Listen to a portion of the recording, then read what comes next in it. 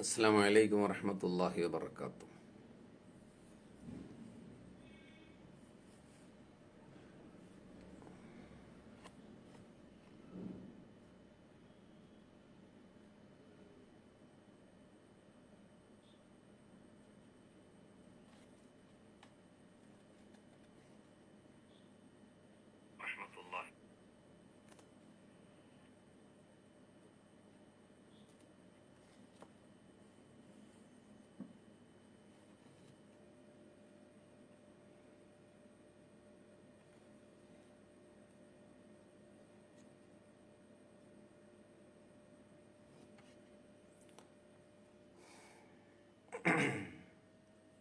കെട്ടി ഹൗസ്,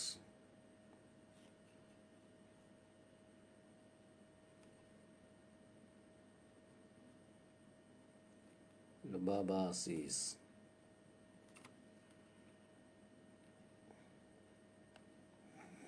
സിദ്ദീഖ് കാച്ചിനിക്കാട്,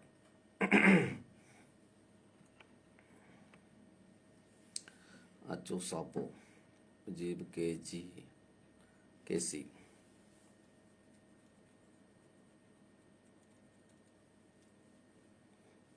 സഫൂ ഷഹനാസ്, സലീം തൂവശ്ശേരി,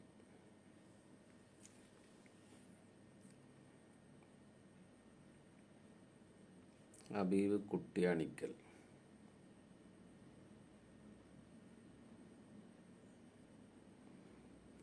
സിറാജ് ചങ്ങാനി. ശബ്ദമൊക്കെ അല്ലേ?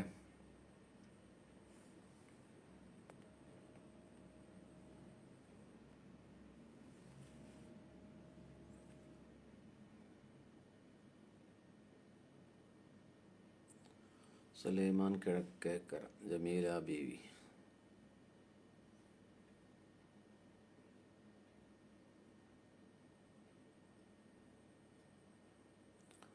Mujeeb K C, Liya Linus.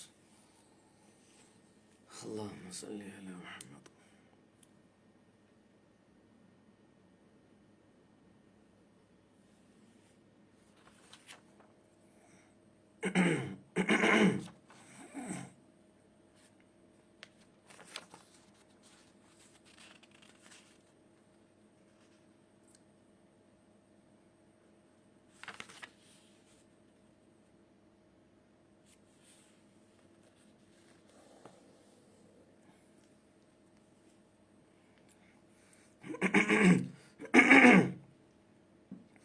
ശബ്ദമൊക്കെ അല്ല?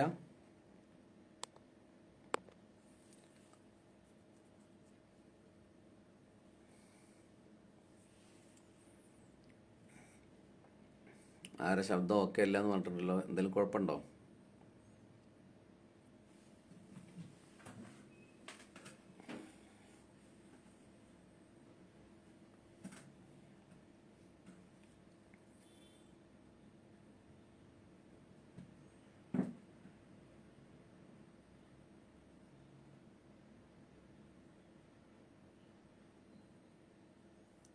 ഓക്കെ. ഷഫീഖ് ജസാക്കല്ലാ. വന്നവരൊന്നേ കുറേ ദിവസത്തെ ഒരു ഇടവേള ഉള്ളത് കാരണം നിങ്ങളൊന്ന് വന്നവരൊന്ന് പെട്ടെന്ന് ഷെയർ ചെയ്താൽ നമ്മുടെ ആൾക്കാരെത്തും.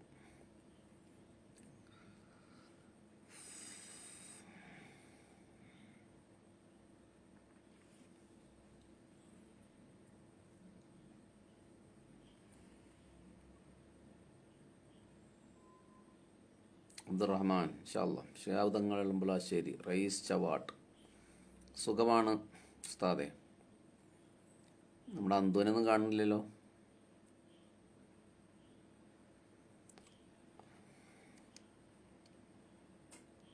ഷരീഫ് പള്ളങ്ങോട്, റഷീദ് കണ്ണിയർ, സിയ V P.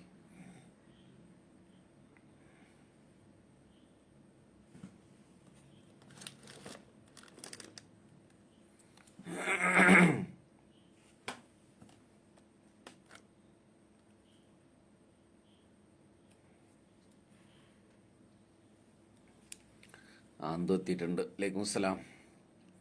Ashkar bin Ismail Ashkar, Sabeer Khan, Rinsa Muhammad, Fousiya, Amani Aman, Shameer Khan, Kamarul ഇസ്ലാം ഫൈസി. കുറേ ദിവസമായി. പിന്നെ കുറേ പ്രശ്നങ്ങളുണ്ടായിരുന്നു. ജസീല അബ്ദുൽ ജബ്ബാർ, താഹിറ മട്ടായ, മൻസൂർ ഫൈസി വിളയൂർ.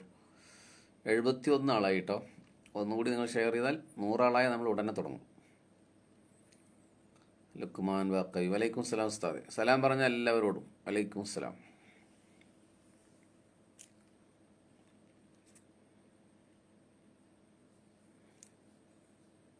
Mujeer റഹ്മാനൻ,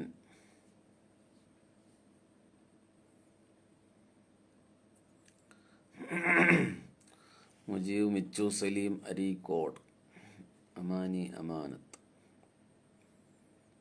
Shamsu A, Rafeeq PLR, Akbar കരുവാട്ടിൽ. എല്ലാവരോടും വലൈക്കും സലാം. റഫീഖ് PLR, AN തിരൂർ, വലൈക്കും സലാം. സുഖമാണ്. Moidu Thiruvallur.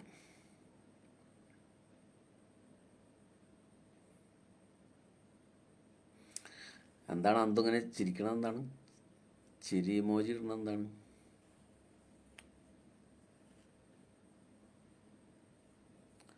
Ali PT Valapuram, pray for Wayanad. ഇൻഷാ അല്ലാഹ് നമ്മുടെ ഇന്നത്തെ ക്ലാസ്സിൻ്റെ അവസാനം അവർക്കൊക്കെ വേണ്ടി ദുആ ഉണ്ടാവും. സുഫിയാൻ ബാക്കവി, മാഷാ അല്ലാഹ്. 100 ആളായി നോക്കി. 100 ആളായിട്ടുണ്ടോ?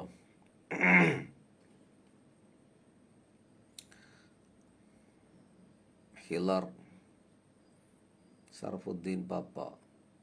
ഷറഫുദ്ദീൻ നമ്മുടെ വയനാട്ടിലെ ഷറഫുദ്ദീൻ അല്ലേ? മാലിക് നെട്ടിച്ചാടി.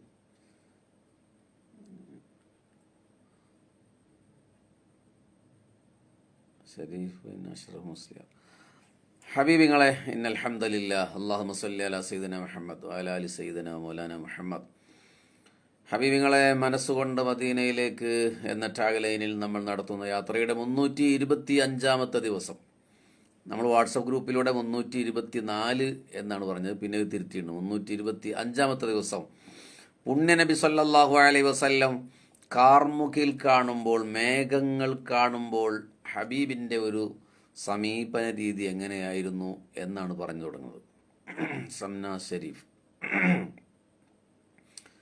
നമ്മുടെ ഈ അപകടം നടന്ന സ്ഥലത്തെ ആളുകൾ ഇപ്പോൾ ലൈവിലുണ്ട് കേട്ടോ. ഹബീബിങ്ങളെ, നല്ല മഴക്കാറ് കാണുമ്പോൾ ഹബീബായ റസൂലുള്ളാഹി സ്വല്ലല്ലാഹു അലൈഹി വസല്ലം, കാന നബിയു സ്വല്ലല്ലാഹു അലൈഹി വസല്ലം ഇദാ റഅ മഖീല, മഴക്കാറ് കാണുമ്പോൾ, ഫിസ്സമ, ആകാശത്ത് മഴക്കാറ് കാണുമ്പോൾ, അഖ്ബല വ അദ്ബറ വ ദഖല വ ഖറജ വ തഗയ്യറ വജ്ഹു. നബി സല്ലല്ലാഹു അലൈഹി വസല്ലം പുറത്തേക്കിറങ്ങും, ചിലപ്പോൾ ഉള്ളിലേക്ക് കയറും, ചിലപ്പോൾ അങ്ങോട്ടും ഇങ്ങോട്ടും ഇങ്ങനെ നടക്കും. ഹബീബായ സല്ലല്ലാഹു അലൈഹി വസല്ലമയുടെ മുഖം വിവർണമാവുകയും ചെയ്യും മഴക്കാറ് കാണുമ്പോൾ. ഫൈദം തറത്തിസ്സമ, അങ്ങനെ ആകാശം മഴ ചൊരിച്ചാൽ നബി സല്ലല്ലാഹു അലൈഹി വസല്ലമയുടെ മുഖം സന്തോഷം കൊണ്ട് നിറയും. ആയിഷ ബീവി ചോദിക്കുന്നുണ്ട്, യാ റസൂലല്ലാ, മഴക്കാറ് കാണുമ്പോൾ എന്താണ് അങ്ങ് ഇങ്ങനെ ദുഃഖിക്കുന്നത്? എന്താണ് ഒരു ബേജാറ് കാണിക്കുന്നത്? എന്നാൽ മഴ പെയ്താലോ അങ്ങ് സന്തോഷിക്കുകയും ചെയ്യുന്നുണ്ട്. നബി സല്ലല്ലാഹു അലൈഹി വസല്ലം അതിന് പറയുന്ന മറുപടി, കൈഫ അൻഅമു വസാഹിബുൽ ഖർനി ഖദിൽ തഖമൽ ഖർന വഅസ്മഅൽ ഉദ്ന മതാ യുമറു ബിൻ നഫ്ഖി ഫയുൻഫഖ്. ആയിഷ, ഞാനെങ്ങനെ സന്തോഷിക്കാനാണ്, ഞാനെങ്ങനെ സുഖിക്കാനാണ് സൂറന്ന കൊമ്പിൻ്റെയാൾ, അതായത് ഇസ്രാഫീൽ അലൈഹി സ്വലാമയെ കുറിച്ചാണ് പറയുന്നത്. സാഹിബുൽ ഖർൻ, കൊമ്പിൻ്റെ ആള്, അതായത് ഇസ്രാഫീൽ അലൈഹി സ്വലാം അതിനെ വായിലേക്ക് ചേർത്തി വെച്ചിരിക്കുകയാണ്. വ അസ്മഅൽ ഉദ്ന, എപ്പോഴാണ് ഊത്തുകൊണ്ട് കൽപ്പിക്കപ്പെടുന്നത് എന്നത് പ്രതീക്ഷിച്ച് കാതു കൂർപ്പിച്ചിരിക്കുകയാണ് ഇസ്രാഫീൽ. മതാ യുമറു ബിൻ നഫ്ഖി, ഊത്ത് ഊത്ത് എപ്പോഴാണ് കൽപ്പന എന്ന് കാത്തിരിക്കുകയാണ്. ഫയംഫുഖു, ഉത്തരവ് കിട്ടിയാൽ സൂറെന്ന കാഹളത്തിൽ ഇസ്രാഫീൽ ഊതും എന്ന് പരിശുദ്ധ മുഹമ്മദ് മുസ്തഫ സല്ലല്ലാഹു അലൈഹി വസല്ലം. ഇത് വേറൊരു സന്ദർഭത്തിൽ സഹാബത്തിനോടും പറയുന്നുണ്ട്. അത് കേട്ടപ്പോൾ സഹാബത്തിന് വല്ലാത്ത വിഷമായി. നോക്കൂ, 1400 വർഷങ്ങൾക്ക് മുമ്പ് നബി സല്ലല്ലാഹു അലൈഹി വസല്ലമയുടെ കാലഘട്ടത്തിൽ പോലും റസൂലുള്ള ഇസ്രാഫീൽ അലൈഹിസ്സലാമിൻ്റെ ഊത്തിനെ ഭയപ്പെട്ട് കാത്തിരിക്കുകയാണ്. ഇപ്പോൾ 1400 കൊല്ലം കഴിഞ്ഞു. അപ്പോൾ മഴയുടെ മേഘങ്ങൾ കാണുമ്പോൾ ആയിഷ ബീവിയോട് പറയുന്നുണ്ട്, മുൻകാലത്തെ പല സമൂഹങ്ങളും നശിച്ചു പോയത്, തകർന്നു പോയത് മഴ കൊണ്ടാണ് ആയിഷ. ഒരു ജനതയെ, ഒരു നാടിനെയൊക്കെ അള്ളാഹു മഴ കൊണ്ട് തകർത്ത് കളഞ്ഞിട്ടുണ്ട്. വയനാട് അപകടം നടക്കുമ്പോൾ ഉസ്താദിൻ്റെ ഫേസ്ബുക്ക് വഴിയുള്ള ഇടപെടൽ വളരെ ശ്രദ്ധേയമായിരുന്നു. എനിക്കൊരു വാട്സപ്പ് മെസ്സേജ് വന്നിട്ടുണ്ടായിരുന്നു. ഞാനത് ലാസ്റ്റ് നിങ്ങൾ ഓർമ്മപ്പെടുത്തുകയാണെങ്കിൽ, ഇപ്പോൾ അദ്ദേഹം ചെയ്ത കമൻറ്റുമായി ബന്ധപ്പെട്ട് ഞാൻ പരിചയമില്ലാത്തൊരു നമ്പറിൽ നിന്ന് എനിക്കൊരു വാട്സപ്പ് മെസ്സേജ് വന്നിട്ടുണ്ട്. ഞാനത് വായിച്ചു തരാം. നമുക്കതൊക്കെയല്ലേ ചെയ്യാൻ പറ്റുള്ളൂ. അപ്പോൾ ഹബീബിങ്ങളെ, നിങ്ങളെന്നെ ഓർമ്മപ്പെടുത്തുകയാണെങ്കിൽ ഞാൻ വായിച്ചു തരാം. അല്ലെങ്കിൽ ഇപ്പോൾ അതിൽ വലിയ കഥയൊന്നുമില്ല. അപ്പോൾ നമ്മളിന്ന് സംസാരിക്കുന്നത് വയനാടുണ്ടായത് അള്ളാഹുവിൻ്റെ എന്തെങ്കിലും അദാബാണ് എന്ന അർത്ഥത്തിൽ അല്ല. അങ്ങനെയൊന്നും ഈ സന്ദർഭത്തിലോ അല്ലാത്തപ്പോഴോ പറയാനേ പാടില്ല എന്ന അഭിപ്രായക്കാരനാണ് ഞാൻ. ഏതെങ്കിലും ഉസ്താദുമാരങ്ങനെ പറഞ്ഞിട്ടുണ്ടോ എന്ന് എനിക്കറിയില്ല. സാധ്യതയുണ്ട് പറയാൻ. അള്ളാഹുവിൻ്റെ ഒരു അദാബാണ്. പരീക്ഷണമാണെന്ന് പറയുന്നത് കൊണ്ട് ബുദ്ധിമുട്ടില്ല. പക്ഷേ അദാബാണ്, ശിക്ഷയാണ് എന്നൊരിക്കലും പറയരുത്. അപ്പോൾ വയനാട്ടുകാർ മാത്രമല്ല, കേരളക്കാർ മാത്രമല്ല, ലോകത്ത് മുഴുവൻ ചിലപ്പോൾ ശിക്ഷ ഇറങ്ങേണ്ടി വരും. വയനാട്ടുകാരെ മാത്രം ചിലരൊക്കെ സന്ദർഭം എന്താണെന്ന് മനസ്സിലാക്കാതെ അങ്ങനെ സംസാരിച്ചു പോകുന്നുണ്ടോ? നിങ്ങൾ എവിടെയെങ്കിലും അങ്ങനെ പ്രസംഗം കേൾക്കാൻ സാധ്യതയുണ്ട്. ശ്രദ്ധിക്കാതെ പറയുന്നതാണ്. പരീക്ഷണമാണ്. അപ്പോൾ ഞാൻ ആ വയനാടുമായി കണക്ട് ചെയ്യില്ല. പക്ഷെ വയനാട് സംഭവിച്ച ആ ദാരുണമായ നമ്മുടെ ലൈഫിലെ ഏറ്റവും ഭയാനകമായ ആ സംഭവത്തെ മുൻനിർത്തിക്കൊണ്ട് പുണ്യനബി സല്ലല്ലാഹു അലൈഹി വസല്ലം പറഞ്ഞ ചില കാര്യങ്ങൾ ഓർമ്മപ്പെടുത്തുകയാണ്. ഒപ്പം അവർക്ക് വേണ്ടി പ്രാർത്ഥിക്കാനും ശ്രമിക്കുകയാണ്. അപ്പോൾ ആയിഷ ബിവിയോട് പറഞ്ഞു, ഈ മഴമേഘങ്ങൾ ഇങ്ങനെ ഘനീഭവിക്കുന്നത് കണ്ടാൽ, അന്തുചന്തോത്ത് പറയുന്നു, ഞാൻ കേട്ടിട്ടുണ്ടെന്ന്. അപ്പോൾ ആരും അങ്ങനെ പ്രസംഗിച്ചിട്ടുണ്ട്. അങ്ങനെയൊന്നും പ്രസംഗിച്ച് കളയരുത്. നമ്മളൊരു അവസരം കിട്ടിയാൽ റീൽസ് ഉണ്ടാക്കാനും കുറേ ഷെയർ ചെയ്യപ്പെടാനും വേണ്ടിയൊന്നും അങ്ങനെയൊന്നും ബോധമില്ലാതെ സംസാരിക്കരുത്. ചിലപ്പോൾ നമ്മുടെ നാട്ടിലുണ്ടാവും. അതൊന്നുമല്ല, അള്ളാഹുവിൻ്റെ ഒരു പരീക്ഷണമായിട്ട് വിശ്വാസികൾക്ക് കാണാം, അല്ലാതെ ശിക്ഷയാണെന്നൊന്നും പറയരുത്.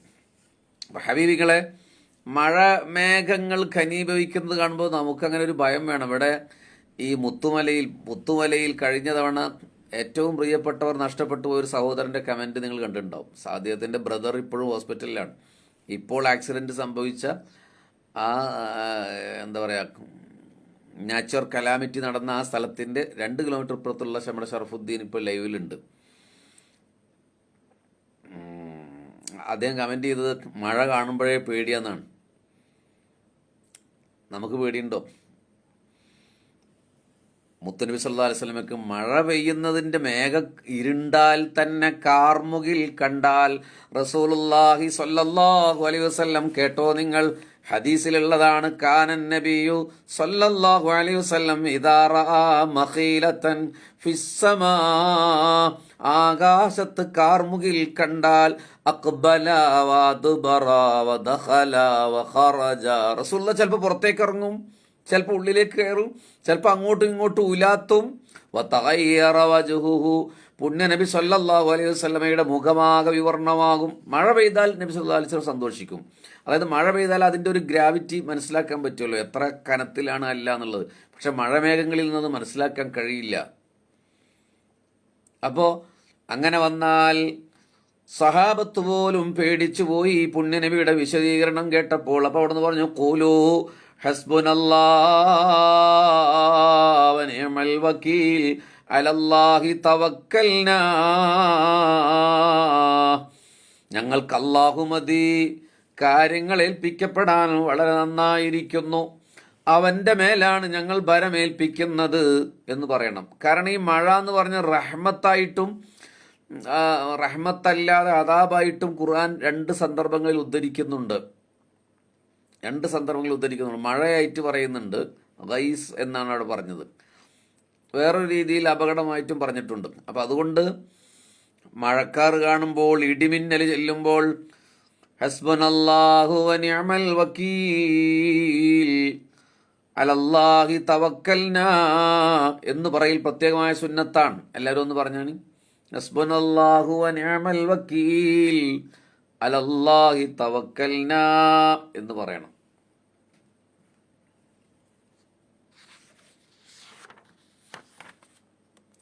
ഹബീബിങ്ങളെ, ഒരു വെള്ളിയാഴ്ച ദിവസമായിരിക്കും അന്ത്യനാൾ സംഭവിക്കുക. ഒരു വെള്ളിയാഴ്ച ദിവസമായിരിക്കും. നബി സല്ലല്ലാഹു അലൈഹി വസല്ലം പറയുന്നുണ്ട്, അള്ളാഹുവിൻ്റെ അടുക്കൽ ദിവസങ്ങളുടെ നേതാവ് വെള്ളിയാഴ്ചയാണ്. സയ്യിദുൽ അയ്യാമി ഇൻദല്ലാഹ്. അള്ളാഹുവിൻ്റെ അടുക്കൽ ദിവസങ്ങളുടെ നേതാവ് വെള്ളിയാഴ്ചയാണ്. യൗമുൽ ജുമുഅ ഫീഹി ഖുലിഖ ആദം അബൂക്കും. നിങ്ങളുടെ പിതാവ് ആദം നബി അലൈഹിസ്സലാമയെ സൃഷ്ടിച്ചതെന്നാണ്. വഫീഹി ദഖലൽ ജന്ന. ആദം നബി സ്വർഗത്തിൽ പ്രവേശിച്ചത് ഒരു വെള്ളിയാഴ്ച ദിവസമാണ്. വഫീഹി ഖറജ. ആദം നബി അലൈഹിസ്സലാം സ്വർഗത്തിന് പുറത്തായത് വെള്ളിയാഴ്ചയാണ്. വഫീഹി തഖൂമുസ്സാഅ. ആ ദിവസത്തിലാണ് അന്ത്യനാൾ സംഭവിക്കുക. തബറാനി ഉദ്ധരിക്കുന്ന ഹദീസിലുണ്ട്. അപ്പോൾ ഹബീബിങ്ങളെ, ഇസ്രാഫീൽ അലൈഹിസ്സലാം അത് കാത്തു നിൽക്കുകയാണ് എന്നാണ്. നമ്മൾ വയനാട് സംഭവിച്ചതുമായി ഇനി വരാൻ പോകുന്ന ചില സന്ദർഭങ്ങൾ നോക്കി കേട്ടോ. അതേപോലെയാണ് നബി സല്ലല്ലാഹു അലൈഹി വസല്ലം പറയുന്നത്. നമ്മൾ അത്ഭുതപ്പെടുത്തും. ഇബ്നു അബ്ബാസ് റളിയല്ലാഹു അൻഹു പറയാണ്, ഇസ്രാഫീൽ അലൈഹിസ്സലാം അള്ളാഹുവിനോട് പറഞ്ഞു, 7 ആകാശങ്ങളുടെ ശക്തി എനിക്ക് തരണം റബ്ബേ എന്ന് പറഞ്ഞു. അള്ളാഹു നൽകി. 7 ഭൂമിയുടെ ശക്തി വേണമെന്ന് തേടിയപ്പോൾ അതും നൽകി. ജിന്ന് ഇൻസുകളുടെ ശക്തി വേണമെന്ന് പറഞ്ഞപ്പോൾ അതും നൽകി.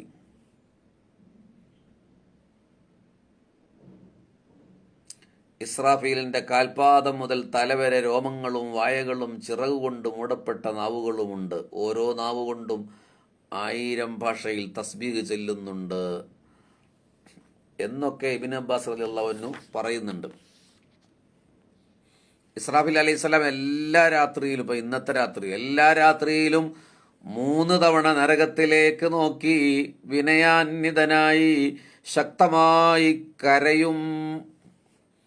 വയൻളുറു ഇസ്രാഫീലു അലൈഹിസ്സലാം കുല്ല യൗമിൻ വലൈലത്തിൻ 3 മർറാത്തിൻ ഇലാ ജഹന്നം വയതളറഉ ഫയബ്കീ. കരയും ഇസ്രാഫീൽ അലൈഹിസ്സലാം.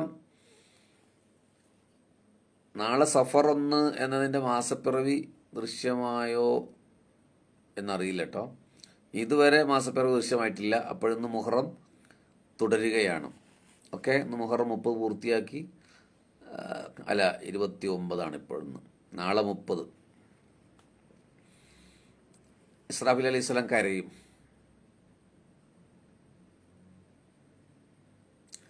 എന്നിട്ട് പറയണേ, വയബ്കി ബുകാഅൻ ശദീദ. അതിശക്തമായി കരയും. കവത്രിൽ ഖൗസി. അമ്പിന്റെ ഞാണുപോലെ വളഞ്ഞു പോകും ഇസ്രാഫീൽ അലൈഹിസ്സലാം നരകത്തെ കാണുമ്പോഴേ. കാരണം ഈ ലോകം അവസാനിക്കാൻ വേണ്ടി ഊതാൻ വേണ്ടി ഇരിക്കുന്ന ആളാണ്.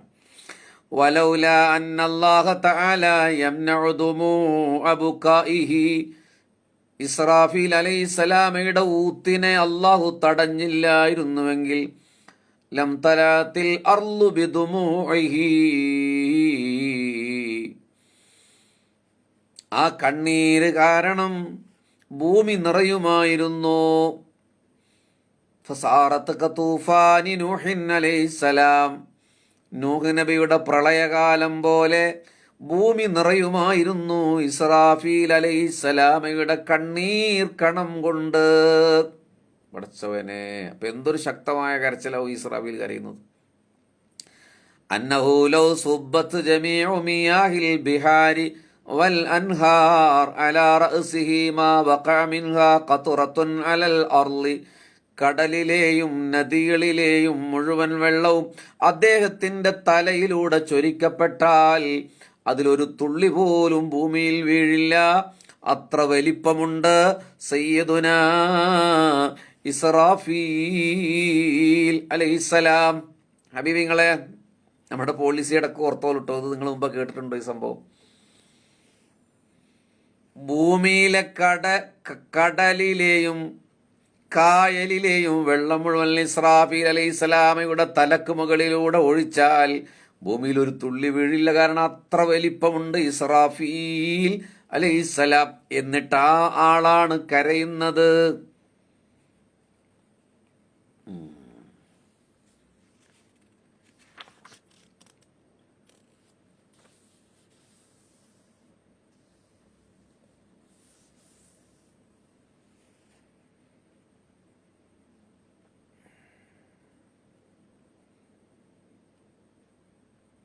സൂറത്തു യാസീനിലെ 48-ാമത്തെ ആയത്തൊന്നും ഇവിടെ ഇടുമോ? സൂറത്തു യാസീനിലെ 48-ാമത്തെ ആയത്ത്. എല്ലാവരും യാസീൻ പോകുന്നവരല്ലേ? സൂറത്തു യാസീനിലെ 48-ാമത്തെ ആയത്ത്.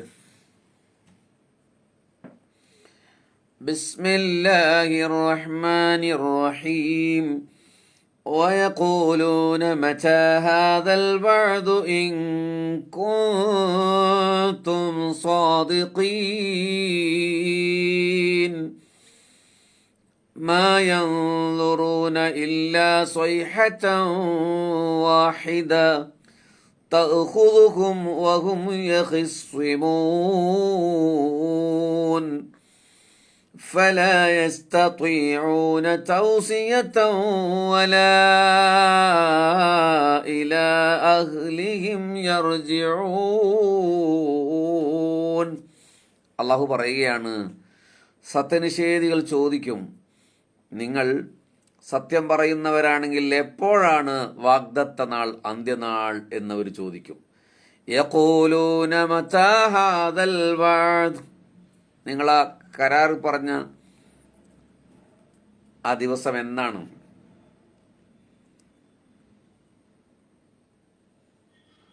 തൗഹുദുഹും വഹും യഖ്സിമൂൻ.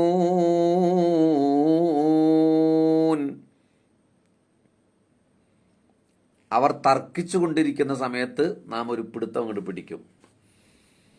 فلا يستطيعون توصية ولا إلى أهلهم يرجعون. അവർക്ക് പിന്നെ കുടുംബങ്ങളിലേക്ക് മടങ്ങിപ്പോകാൻ കഴിയില്ല.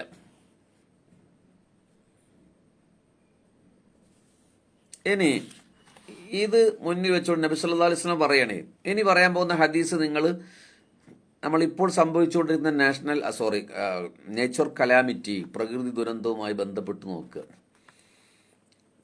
എന്ന് വെച്ചാൽ അവിടുത്തെ സംഭവവുമായി ബന്ധപ്പെട്ടല്ല നമ്മൾ സംസാരിക്കുന്നത്. ഇനി വരാനിരിക്കുന്ന ഖിയാമത്ത് നാളിൻ്റെ റസൂലുള്ള പറഞ്ഞൊരു രീതി ശരിക്കും നമ്മൾ കഴിഞ്ഞ ദിവസങ്ങളിൽ കണ്ടതുപോലെയുണ്ട് എന്ന് പറയാനും അതിൽ നിന്ന് പാഠം ഉൾക്കൊള്ളാനും വേണ്ടി മാത്രമാണ് പറയുന്നത്.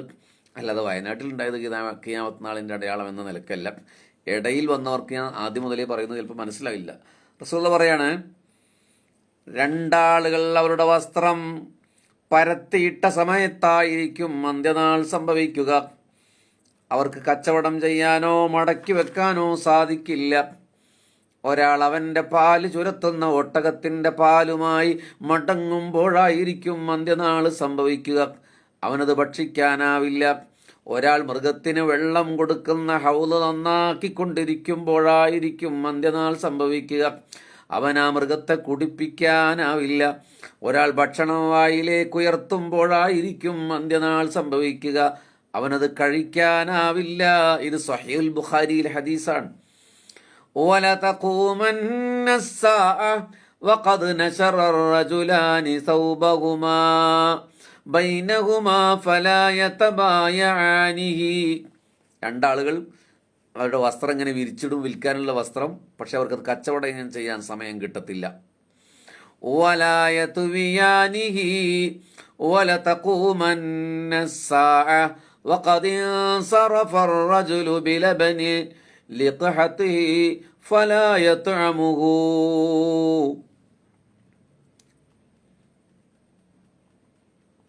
ഒട്ടകത്തിൻ്റെ പാല് കറന്ന് മടങ്ങുമ്പോഴായിരിക്കും, പക്ഷെ അത് കുടിക്കാൻ പറ്റില്ല, അപ്പോഴത്തേക്കും പറ്റും.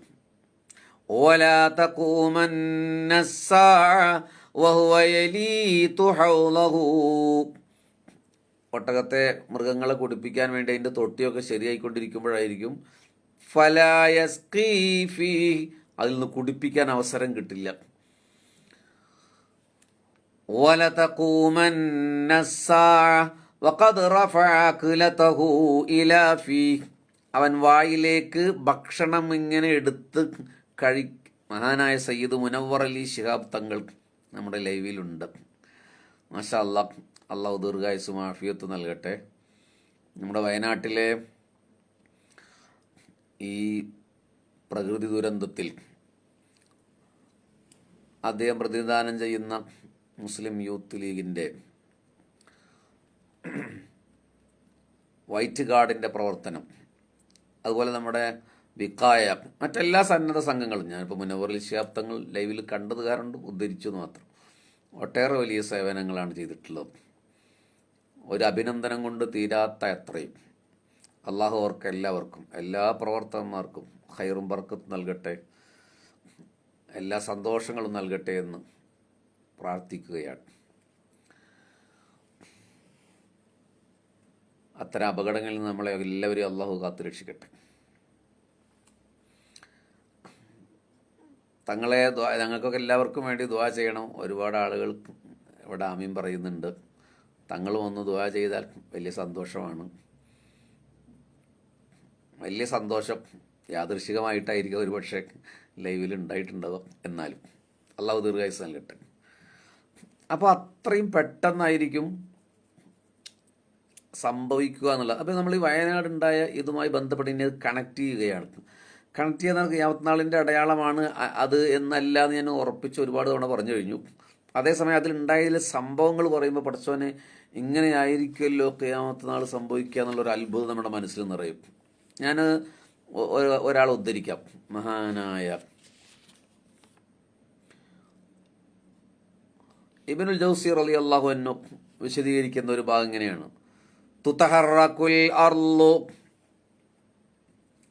ഭൂമി ഇങ്ങനെ വിറപ്പിക്കപ്പെടും. വതുതമഖലു, അതിനെ കടഞ്ഞെടുക്കപ്പെടും. വതതയായറുൽ ജിബാൽ,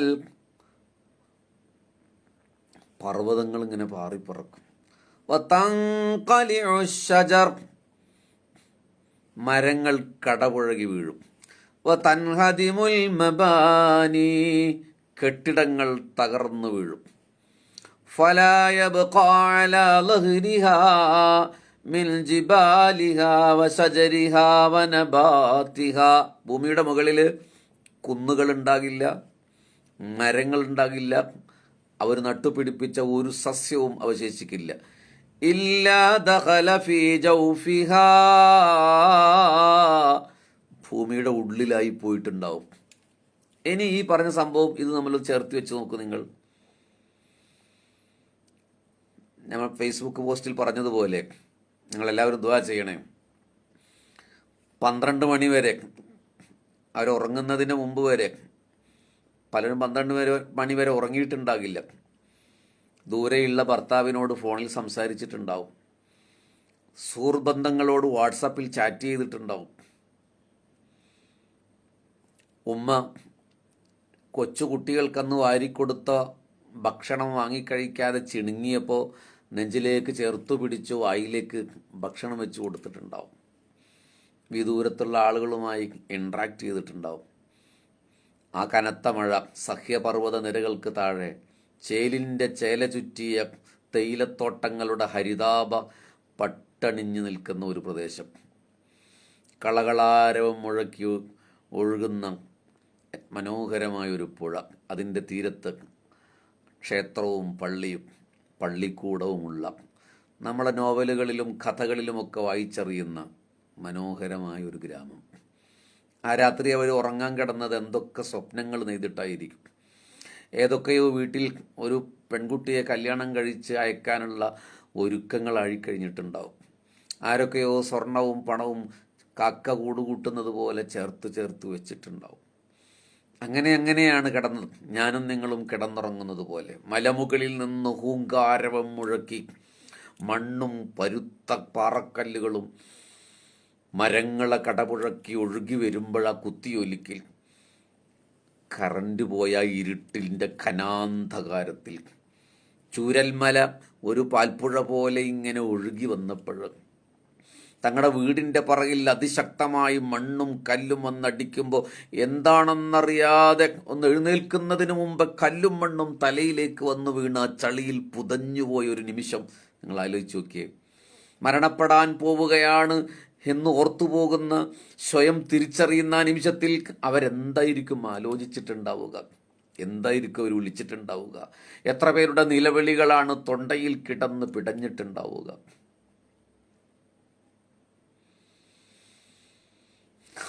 അവരൊഴുക്കൊഴുകിയിട്ട് സൂചിപ്പാറയും കടന്ന് കിലോമീറ്ററുകൾ ഒരുപാട് ഒഴുകി വയനാട്ടിൽ നിന്ന് മലപ്പുറം ജില്ലയിലെ പോത്തുകല്ല് പുഴയിലെത്തി പിന്നെ ചാലിയാറിലൂടെ ഒഴുകുന്നു എന്ന് പറയുമ്പോൾ എന്തായിരിക്കും അവസ്ഥ ഹബീബിങ്ങളെ? ഇന്ന് ഞാനൊരു പോസ്റ്റ് ഇട്ട് നിങ്ങൾ കണ്ടിട്ടുണ്ടാവും. ഒമാനിൽ നിന്ന് വന്ന ഒരു സഹോദരൻ, അദ്ദേഹത്തിൻ്റെ ഭാര്യ, 3 കുട്ടികൾ, ബാപ്പ, ഉമ്മ, സഹോദരൻ, കുടുംബത്തിലെ 11 പേരും മരണപ്പെട്ടു പോയി. അദ്ദേഹത്തിൻ്റെ വീട് കല്ലോട് നാമാവശേഷമായി. ഈ 7ാം നാളിൽ അയാൾ ആ വീടിൻ്റെ അവശിഷ്ടത്തിൻ്റെ ഒരു കല്ലിൻ്റെ മുകളിലിരുന്ന്, എനിക്ക് അത്ഭുതം തോന്നി, അദ്ദേഹത്തിന് പൊട്ടിക്കരയാൻ പോലും പറ്റാത്തൊരു മാനസികാവസ്ഥയിലാണ്. സ്വന്തം കുഞ്ഞിനെ 2 ദിവസം മുമ്പെയോ അന്നോ ഒക്കെ ഫോണിൽ വിളിച്ച് വീഡിയോ കോളിൽ വന്നിട്ടുണ്ടാവും. ബാപ്പയോടും ഉമ്മയോടും സംസാരിച്ചിട്ടുണ്ടാവും. അവസാനമായി ഒന്നും മയ്യത്ത് കാണാൻ പോലും അദ്ദേഹത്തിന് പറ്റുന്നില്ല എന്ന വേദനയുടെ ആഴം എത്രയാണ് ഹബീബിങ്ങളെ! ചില ജനാസകൾ മാത്രമാണ് തിരിച്ചറിയാൻ കഴിഞ്ഞത്. ഇപ്പോഴും അദ്ദേഹത്തിൻ്റെ 11 പേരിൽ പലരുടെയും ജനാസ എവിടെയാണെന്നൊന്ന് തിരിച്ചറിയാൻ പോലുമാകാതെ ഒറ്റപ്പെട്ടു പോയൊരു മനുഷ്യൻ്റെ വേദനയെക്കുറിച്ച് ആലോചിച്ച് നോക്ക്. ചെളിയിലേക്ക് മനുഷ്യന്മാർ ആഴ്ന്നു പോകുമ്പോൾ, ശ്വാസം മുട്ടിപ്പോകുമ്പോൾ, തൻ്റെ 2 വയസ്സോ 4 വയസ്സുള്ള ഒരു കുട്ടി അപ്പുറത്ത് പെടയുന്നത് കണ്ട് മരിച്ചു പോകുന്ന മനുഷ്യൻ്റെ അവസ്ഥ ആലോചിച്ചു.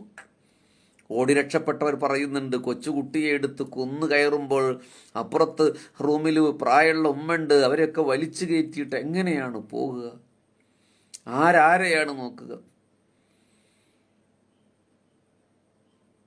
അലറിക്കരയാൻ ഒരു തൊണ്ടയിൽ ശബ്ദം പിടഞ്ഞു പോകുന്ന ഒരു മുഹൂർത്തത്തെക്കുറിച്ച് നമ്മളെങ്ങനെയാണ് ആലോചിച്ച് നോക്കുക? കിട്ടിയ ജനാസ പലതും മറവ് ചെയ്തു. പക്ഷേ പല ജനാസകളും തിരിച്ചറിയാത്തതിൻ്റെ പേരിൽ ഒന്നിച്ചു മറവ് ചെയ്യുന്നൊരു രംഗം കണ്ടോ നിങ്ങൾ? ഒന്നിച്ചു മറവ് ചെയ്യുന്നൊരു രംഗം. അവശേഷിച്ച ഒരാൾക്കിനി എൻ്റെ ഉപ്പയുടെ ഖബറൊന്ന് സിയാറത്ത് ചെയ്യണമെങ്കിൽ ഏത് ഖബറാണെന്നറിയില്ല. പ്രാർത്ഥിച്ചാൽ എത്തും, പക്ഷേ ഏത് ഖബറാണെന്നറിയില്ല. നമ്മുടെ ജീവിതത്തിലെ, നമ്മുടെ കാലഘട്ടത്തിലെ കേരളം കണ്ട വളരെ വലിയ ഒരു നേച്ചർ കലാമിറ്റിയാണ് സംഭവിച്ചു പോയത്. അള്ളാഹു മരണപ്പെട്ടവർക്കൊക്കെ മഗ്ഫിറത്ത് നൽകട്ടെ, മർഹമത്ത് നൽകട്ടെ. ജീവിച്ചിരിക്കുന്നവർ, അപകടത്തിൽ പറ്റിയവർക്കൊക്കെ അള്ളാഹു ആഫിയത്ത് കൊടുക്കട്ടെ, ശിഫ കൊടുക്കട്ടെ. അവശേഷിച്ചവരുടെ മനസ്സിൽ അള്ളാഹു ക്ഷമയും സമാധാനവും നൽകട്ടെ. ഹബീബിങ്ങളെ, അവിടെ ശാബ്ദങ്ങൾ പറഞ്ഞതുപോലെ വന്യമൃഗങ്ങൾ പോലും കരുണ കാണിച്ച ചില മുഹൂർത്തങ്ങൾ നമ്മൾ ചാനലുകളിലൂടെ കേൾക്കുകയും കാണുകയും ചെയ്യുകയുണ്ടായി. സ്വന്തം ഉടമസ്ഥനെ തേടി അലയുന്ന പട്ടിക്കുട്ടികളെ നമ്മൾ കണ്ടു. ഒരാന പോലും ഒരു സഹോദരിയോട് കാണിച്ച സ്നേഹവായ്പ് പറഞ്ഞു, അല്ലേ? കൊടുംവനത്തിലേക്ക് ഓടിക്കയറിയപ്പോൾ മുമ്പിൽ കാട്ടാന വന്നു നിൽക്കുന്ന ആ രൗദ്രഭീകരതയുടെ മുന്നിൽ സംസാര ഭാഷ അറിയില്ല എന്ന് നമ്മൾ കരുതുന്ന ആനയോട് അവർ യാചിച്ചു അത്രേ. ആന അനങ്ങാതെ നിന്നു എന്ന് ആ അമ്മ പറയുന്നത് കേട്ടു. പക്ഷേ അത്തരം മനോഹരമായ ജൈവികമായ സ്നേഹത്തിൻ്റെ തുടിക്കുന്ന ഉദാഹരണങ്ങൾ വയനാട് കാഴ്ചവെച്ചപ്പോൾ SKSSFിൻ്റെ വിഖായ, മുസ്ലിം യൂത്ത് ലീഗിൻ്റെ വൈറ്റ് ഗാർഡ്, കാന്തപുരം ഉസ്താദിൻ്റെ SYSൻ്റെ സാന്ത്വനം, STPI, ജമാഅത്തെ ഇസ്ലാമി, മുജാഹിദ് വിഭാഗം, CPMൻ്റെ യുവജന പ്രസ്ഥാനമായ DYFI, കോൺഗ്രസിൻ്റെ യൂത്ത് കോൺഗ്രസ്, PDP തുടങ്ങിയ ഒട്ടേറെ ജീവകാരുണ്യ സന്നദ്ധ പ്രവർത്തകന്മാർ, ഏതെങ്കിലും വിട്ടുപോയെങ്കിൽ ബോധപൂർവമല്ല, പലതരത്തിലുള്ള പേരുള്ള പലരുണ്ടായിരുന്നു. വളരെ വലിയ സന്നദ്ധ പ്രവർത്തനങ്ങളാണ് ചെയ്തത്. നോക്കൂ, അപകടകരമായ ഉരുൾപൊട്ടാൻ ഇപ്പോഴും കാത്തു നിൽക്കുന്നു എന്ന ഭീതി നിലനിൽക്കുന്ന ഒരു അന്തരീക്ഷത്തിൽ പോലും ചെളികൾക്കിടയിൽ പുതഞ്ഞുപോയ മനുഷ്യനെ ജീവിതത്തിലേക്ക് കൈപ്പിടിച്ചുയർത്താൻ അവർ പാടുപെട്ട് പണിയെടുക്കുന്ന വേളയിൽ മൃഗങ്ങളുടെ പോലും ബോധമില്ലാത്ത ചില ആളുകൾ കേരളത്തിൽ ഉണ്ടായി എന്നത് അപകടകരമാണ്. ഒരമ്മ കൊച്ചുകുഞ്ഞുങ്ങൾ, മാതാപിതാക്കൾ നഷ്ടപ്പെട്ട ചോരപ്പൈതലീങ്ങളെ കണ്ടപ്പോൾ അവർക്കാവശ്യമാണെങ്കിൽ ഞാൻ മുലപ്പാൽ നൽകാമെന്ന് ഫേസ്ബുക്കിൽ ഒരു പോസ്റ്റ് ഇട്ടപ്പോൾ എനിക്ക് വേണമെന്ന്, എന്താണ് എനിക്ക് വേണമെന്നതുകൊണ്ട് ഉദ്ദേശിച്ചതെന്ന് നിങ്ങൾക്കറിയാം. അങ്ങനെ പറഞ്ഞ ഒരാൾ കറവ വറ്റിയിട്ടില്ലല്ലോ എന്ന് പരിഹാസിച്ച ഒരാൾ. അത്ഭുതകരമെന്ന് പറയട്ടെ, അവരിലൊന്നും മുസ്ലിം നാമധാരികൾ ഉണ്ടായില്ല എന്നതാണ് അത്ഭുതമെന്ന് പറയാൻ പറ്റുമോ? അതതിൻ്റെ സ്വാഭാവികതയാണ്. മുസ്ലിം നാമധാരി ആരും ഉണ്ടായില്ല.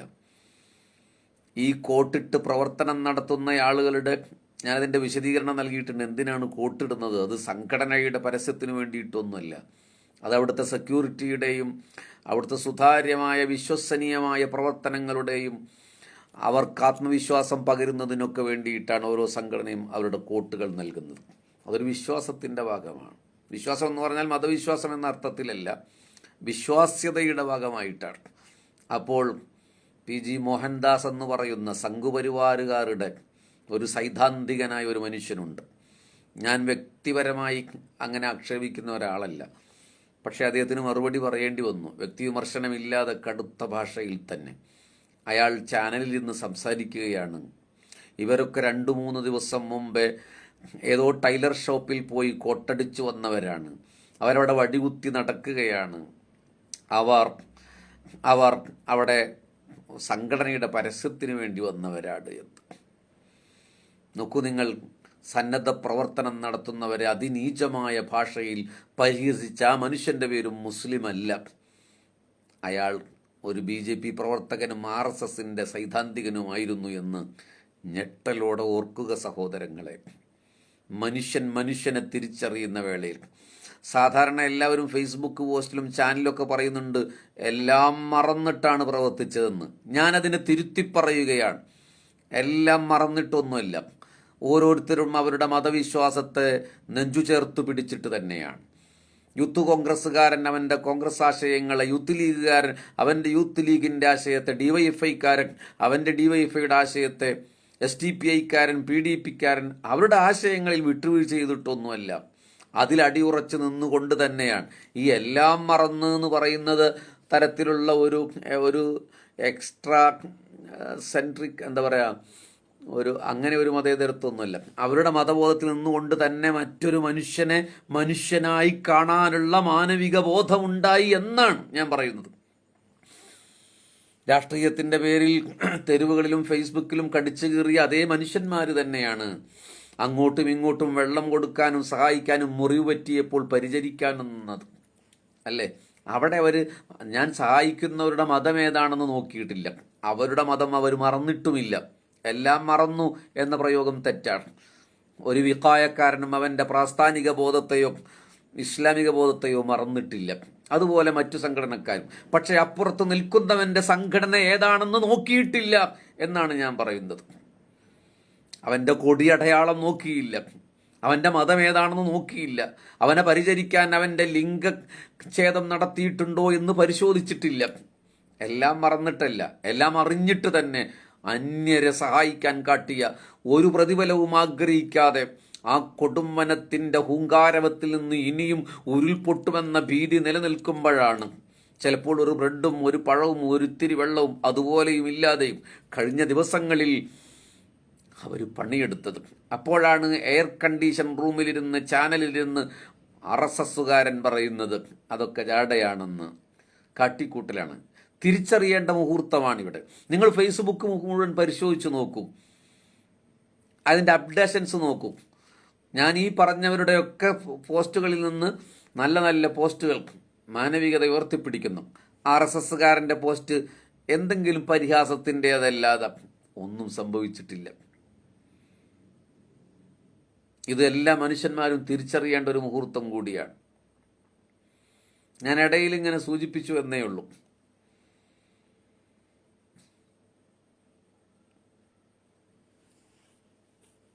മനുഷ്യനാവുക എന്നത് ഒരുപക്ഷെ ഈ കാലഘട്ടത്തിലെ ഏറ്റവും വലിയ ത്യാഗമാണെന്ന് എനിക്ക് തോന്നിപ്പോവുകയാണ്. എല്ലാം അറിഞ്ഞു തന്നെ മറ്റുള്ളവരെ അറിയാൻ ശ്രമിച്ചവരാണ് സന്നദ്ധ പ്രവർത്തകന്മാർ. എല്ലാം മറന്നിട്ടല്ല, ഞാൻ ആവർത്തിച്ചു പറയുന്നു, എല്ലാം മറന്ന് ഒന്നായിട്ടൊന്നുമില്ല, എല്ലാം അറിഞ്ഞു തന്നെയാണ് മറ്റുള്ളവൻ്റെ മതമോ രാഷ്ട്രീയമോ നോക്കാതെ ഈ പറഞ്ഞ എല്ലാവരും പ്രവർത്തിച്ചിട്ടുള്ളത്. ഒരുപക്ഷെ ഇവർ സംവാദം നടത്തുന്നവരായിരിക്കാം, ഒരുപക്ഷെ ഇവർ ഫേസ്ബുക്കിൽ വലിയ വിപ്ലവം നടത്തുന്നവരായിരിക്കാം, ഒരുപക്ഷെ അഭിപ്രായ വ്യത്യാസങ്ങളൊക്കെ ഉള്ളവരായിരിക്കാം. പക്ഷേ നിങ്ങൾ കണ്ടില്ലേ, ഞാൻ ഓരോന്ന് എടുത്തു പറഞ്ഞാൽ മറ്റുള്ളവർക്ക് വിഷമം ഉണ്ടാകുന്ന കരുതിയിട്ടാണ് ആ സന്നദ്ധ പ്രവർത്തകർ അങ്ങോട്ടും ഇങ്ങോട്ടും ഭക്ഷണം കൊടുക്കുന്നത്, സഹായിക്കുന്നത്. മനുഷ്യത്വമില്ലാത്ത ഒരേ ഒരു വിഭാഗമേ ഇന്ത്യയിലുള്ളൂ, അത് സംഘപരിവാറുകാരനും RSSകാരനുമാണെന്ന് പറയാൻ എനിക്കൊരു ഭയവുമില്ലാത്തത് കൊണ്ട് ഞാൻ പറയാണ്. ഇനിയിപ്പോൾ ഇതിൻ്റെ പേരിലൊരു കേസ് വന്നാൽ പോലും പ്രശ്നമില്ല. ബാക്കി എല്ലാവരും ഒന്നും മറക്കാതെ എല്ലാവരെയും ഓർക്കാൻ കഴിയുന്ന ഒരു മാനസികാവസ്ഥയിലേക്ക് മാറി. ഞാൻ ഈ പറഞ്ഞതിനോട് നിങ്ങൾക്ക് യോജിപ്പാണോ? അല്ലേ? എല്ലാം മറന്നെന്ന് ഒരുപാട് കേട്ടതല്ലേ? അങ്ങനെയാണെങ്കിൽ നിങ്ങളത് പറയും. അപ്പോൾ ഇമാം ജൗസി റളിയല്ലാഹു അൻഹു പറയാണ്, ബുസ്താനിൽ വാഇലീനിലാണ് പറയുന്നത്, തുതഹറകുൽ അർളു, ഭൂമി കിടുങ്ങും, വതുതമൽഖലു, അത് കടഞ്ഞെടുക്കപ്പെടും. എന്താണ് ആ പ്രയോഗം നോക്കിയേ? കടഞ്ഞെടുക്കപ്പെടും. വതതയായറുൽ ജിബാൽ, പർവ്വതങ്ങൾ കുന്നുകളൊക്കെ ഒഴുകാൻ തുടങ്ങും. വതൻഖലിഉ ശജർ, മരങ്ങൾ കടപുഴകി വീഴാൻ തുടങ്ങും. വതൻഹദിമുൽ മബാനി, ബിൽഡിങ്ങുകളെല്ലാം നിലം പൊത്തിക്കളയും. അല്ലേ? ഫലാ യബ്ഖാ അലാ ലഹ്രിഹാ, ഭൂമിയുടെ മുകളിൽ അവശേഷിക്കില്ല. മിൻ ജിബാലിഹാ വശജരിഹാ വനബാതിഹാ, സസ്യങ്ങൾ ഉണ്ടാകില്ല, മരമുണ്ടാകില്ല, കുന്നുകൾ ഉണ്ടാകില്ല. ഇല്ലാ ദഖല ഫീ ജൗഫിഹാ, എല്ലാം ഭൂമിയുടെ ഉള്ളിലായി പോയിട്ടുണ്ടാകും. പടച്ചവനെ, അങ്ങനെ തന്നെയല്ലേ? ഭൂമിയുടെ ഉള്ളിലായി പോയിട്ടുണ്ടാകും. വയനാട് സംഭവിച്ചത് അതാണെന്നല്ല ഞാൻ പറയുന്നത്. ഇനി സംഭവിക്കാനിരിക്കുന്ന ഖിയാമത്ത് നാൾ ഇങ്ങനെയാണ് എന്നതിൻ്റെ ഒരു ചെറിയ ഉദാഹരണം പറഞ്ഞത് മാത്രം.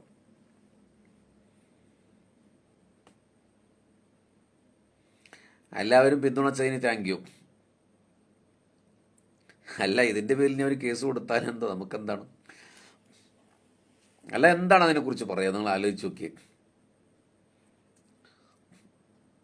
മനുഷ്യന്മാർ തീവ്രവാദിയാകുന്നത് വെറുതെ അല്ല എന്ന് എനിക്ക് പലപ്പോഴും തോന്നിയിട്ടുണ്ട്. സന്ദർഭങ്ങളും സാഹചര്യങ്ങളുമാണ് ഒരാളെ ഒരു തീവ്രവാദിയൊക്കെ ആക്കുന്നത്. പക്ഷേ ഈ മനുഷ്യനെ ആരെങ്കിലും വയനാടോ അല്ലെങ്കിൽ കോഴിക്കോട് എവിടെയെങ്കിലും വെച്ച് ആ ദിവസങ്ങളിൽ കണ്ടിരുന്നുവെങ്കിൽ തല്ലൂല്ലേ പോയിട്ട്? അങ്ങനെ ചെയ്യണമെന്നല്ല, ഞാൻ അതിനോടൊന്നും യോജിപ്പില്ല. നിയമപരമായിട്ടാണ് നേരിടേണ്ടത്. പക്ഷേ നമ്മുടെ നിയമത്തിൽ എന്ത് ചെയ്യാൻ കഴിയും? ഇവിടെ ചിലർക്കൊക്കെ എതിരെ കേസെടുക്കുന്നുണ്ട്. ഇയാൾക്കെതിരെ കേസെടുത്തിട്ടില്ലല്ലോ. സ്വമേധയാ കേസെടുക്കാനുള്ള വകുപ്പല്ലേ? വിദ്വേഷ പ്രചരണമാണ് അദ്ദേഹം നടത്തിയിട്ടുള്ളത്. അയാൾക്കെതിരെ ഒന്നും ഒരു കേസും വരില്ല, അത് നമുക്ക് ഉറപ്പാണ്.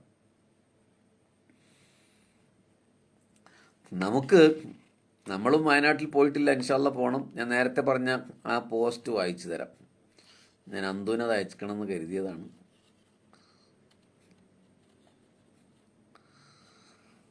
വയനാട് ദുരന്തമുണ്ടായത് മുതൽ സാമൂഹിക മാധ്യമങ്ങൾ ഒരു ഹെൽപ്പ് ഡെസ്ക് പോലെയാണ് പ്രവർത്തിച്ചത്. 7 ദിവസം പിന്നിടുമ്പോൾ ഞാൻ വെറുതെ പ്രമുഖരായ ആളുകളുടെയും ഫേസ്ബുക്കിൽ നിറഞ്ഞു നിൽക്കുന്നവരുടെയും പേജുകൾ നോക്കി. പലരും ഒരൊറ്റ പോസ്റ്റിൽ വേദനയും ഞെട്ടലും വ്യക്തമാക്കി അവസാനിപ്പിച്ചത് കണ്ടു. എന്നാൽ പല വ്ളോഗർമാരും നിരന്തരം നിർദ്ദേശങ്ങൾ നൽകുന്നതും കാണുന്നുണ്ട്. എന്നാൽ ബ്ലോഗർ അല്ലാത്ത ഒരു മതപണ്ഡിതൻ്റെ ഈ വിഷയത്തിലുള്ള അപ്ഡേഷനുകൾ കണ്ട് ഞാൻ അത്ഭുതം കൂറി. അദ്ദേഹത്തിൻ്റെ ഫേസ്ബുക്ക് പേജിലും പ്രൊഫൈലിലുമായി 36ഓളം അപ്ഡേഷനുകളാണ് നടത്തിയിട്ടുള്ളത്. കൗതുകത്തിന് വേണ്ടി ഞാൻ പരിശോധിച്ചപ്പോൾ കേരളത്തിലെ ഒരു മതപണ്ഡിതൻ്റെ ഫേസ്ബുക്കിൽ നിന്നും ഇത്രയേറെ അപ്ഡേഷനുകൾ ഉണ്ടായിട്ടില്ല. ഞാൻ അദ്ദേഹത്തിൻ്റെ മതസംഘടനയുടെ ആളല്ല, ഞാനൊരു STPI പ്രവർത്തകനാണ്. അദ്ദേഹം എഴുതിയ ഒരു പോസ്റ്റ് മാത്രം എടുത്തു പറയാം. സന്നദ്ധ പ്രവർത്തകരുടെ ദുരന്ത മേഖലയിലെ പ്രവർത്തനങ്ങൾ ഉച്ചു പറഞ്ഞപ്പോൾ അവിടെ നൽകിയ ഫോട്ടോ ഞാൻ പരിശോധിച്ച് നോക്കി. അദ്ദേഹത്തിൻ്റെ സംഘടനയുടെ വിക്കായുണ്ട്. അതോടൊപ്പം അവിടെ പ്രവർത്തിച്ച എൻ്റെ സംഘടനയടക്കം അദ്ദേഹത്തോട് ആശയപരമായി എതിർപ്പുള്ള മുഴുവൻ സംഘടനകളുടെയും പേര് പരാമർശിച്ചത് എന്നെ അത്ഭുതപ്പെടുത്തി. അങ്ങനെ കുറേ പറയുന്നുണ്ട്, ബാക്കി വായിക്കണ്ട. ഞാൻ നേരത്തെ കമൻറ്റ് വന്നതുകൊണ്ട് പറഞ്ഞതാണ്. ഞാനത് കണ്ടപ്പോൾ പരിശോധിച്ച് നോക്കി, 37 ഉണ്ട്. ഞാൻ ഇന്നിട്ടത് അദ്ദേഹം കണ്ടിട്ടില്ല. അപ്പോൾ ഹബീബിങ്ങളെ, നമുക്കവിടെ അവരെ സാമ്പത്തികമായി സഹായിക്കാനുള്ള പൈസ ഇല്ല. അവിടെ ചെന്ന് പ്രവർത്തിക്കാൻ മനസ്സുകൊണ്ട് ആഗ്രഹിച്ചെങ്കിലും ഞാൻ എൻ്റെ മനസ്സിനോടൊന്ന് ഇങ്ങനെ ആലോചിച്ച് നോക്കി, ഞാൻ പോകുന്നതിൻ്റെ ലക്ഷ്യം എന്താണ്. അപ്പം എൻ്റെ മനസ്സിൽ തോന്നി അവിടെ പോയാൽ ഭയങ്കര ഫേമസ് ആവും, എന്നാൽ പിന്നെ പോകണ്ടെന്ന് വെച്ചു. അങ്ങനെ നീയത്തോടെ പോകണ്ടല്ലോ. പിന്നെ വിക്കായടമായി പ്രവർത്തിക്കാൻ നമുക്ക് കഴിഞ്ഞിട്ടില്ലെങ്കിൽ പിന്നെ എന്തിനാ വെറുതെ അവിടെ പോയി ഫേസ്ബുക്കിൽ പോസ്റ്റ് ഇടാൻ വേണ്ടി പോകുന്നത് കരുതി പോയില്ല. എല്ലാ തിരക്കും അവസാനിച്ച് എല്ലാവരും മീഡിയകളൊക്കെ പോകുന്നൊരു കാലം ഉണ്ടാവുമല്ലോ. അപ്പോൾ ഞാൻ നേരത്തെ ഫേസ്ബുക്കിലിട്ട നൗഷാദിനെ ഒന്ന് കാണണം, ചെറിയ കുട്ടികളെയൊക്കെ ഒന്ന് കാണണം, എന്തെങ്കിലുമൊക്കെ ഒന്ന് സംസാരിച്ചവർക്ക് സമാധാനിപ്പിക്കാൻ കഴിയുമെങ്കിൽ അങ്ങനെ ചെയ്യണം. നിങ്ങളെല്ലാവരും പലരും നടത്തുന്ന സന്നദ്ധ പ്രവർത്തനങ്ങളോടൊപ്പം തന്നെ സാമ്പത്തിക സമാഹരണം നടത്തുന്നുണ്ട്. കഴിയുന്നവരൊക്കെ സഹായിക്കണം. ഗവൺമെൻറ് മുഖ്യമന്ത്രിയുടെ ഫണ്ടാണെങ്കിലും ശരി, സമസ്തയുടെ ഫണ്ടാണെങ്കിലും ശരി, യൂത്ത് ലീഗ്, മുസ്ലിം ലീഗ് നടത്തുന്ന 100 വീടുകൾക്ക് വേണ്ടിയുള്ള ഫണ്ടാണെങ്കിലും ശരി, വിശ്വാസമുള്ള എല്ലാവരെയും നിങ്ങൾ സഹായിക്കണമെന്ന് അഭ്യർത്ഥിക്കുക കൂടി ചെയ്യുകയാണ്. ഓരോരുത്തരുടെയും വിശ്വാസവും താല്പര്യം പ്രകാരം ഒന്നിലേക്ക് നൽകരുത് എന്നൊന്നും പറയാൻ ഞാൻ ആളല്ല. ഷുഹൈബ് ടി വന്നു ഉസ്താദിൻ്റെ മെസ്സേജ് കണ്ടപ്പോഴാണ് വയനാട്ടിലെ ഞാനൊരു 3 മണിക്ക് എഴുന്നേറ്റപ്പോൾ, പുലർച്ചെ 3 മണിക്ക് എഴുന്നേറ്റപ്പോൾ ആണ് ഇതിൻ്റെ ഒരു ചെറിയ ലിങ്ക് വന്ന് കിടക്കുന്നത് കണ്ടത്. അപ്പോഴാണ് പഠിച്ചോനെ ഇത് ഭയങ്കര അപകടത്തിലേക്കാണല്ലോ പോകുന്നുണ്ട്. അപ്പോൾ ഒരു 4 മണിയാകുമ്പോൾ പോസ്റ്റ് ഇട്ടു. ഒരു 9 മണിയൊക്കെ ആകുമ്പോഴാണ് ആളുകൾ ശ്രദ്ധിച്ചു തുടങ്ങിയെന്ന് എനിക്ക് തോന്നുന്നത്. അപ്പോൾ നമുക്ക് വിഷയത്തിലേക്ക് പോവാം. നബി സല്ലല്ലാഹു അലൈഹി വസല്ലം പറയാണ്,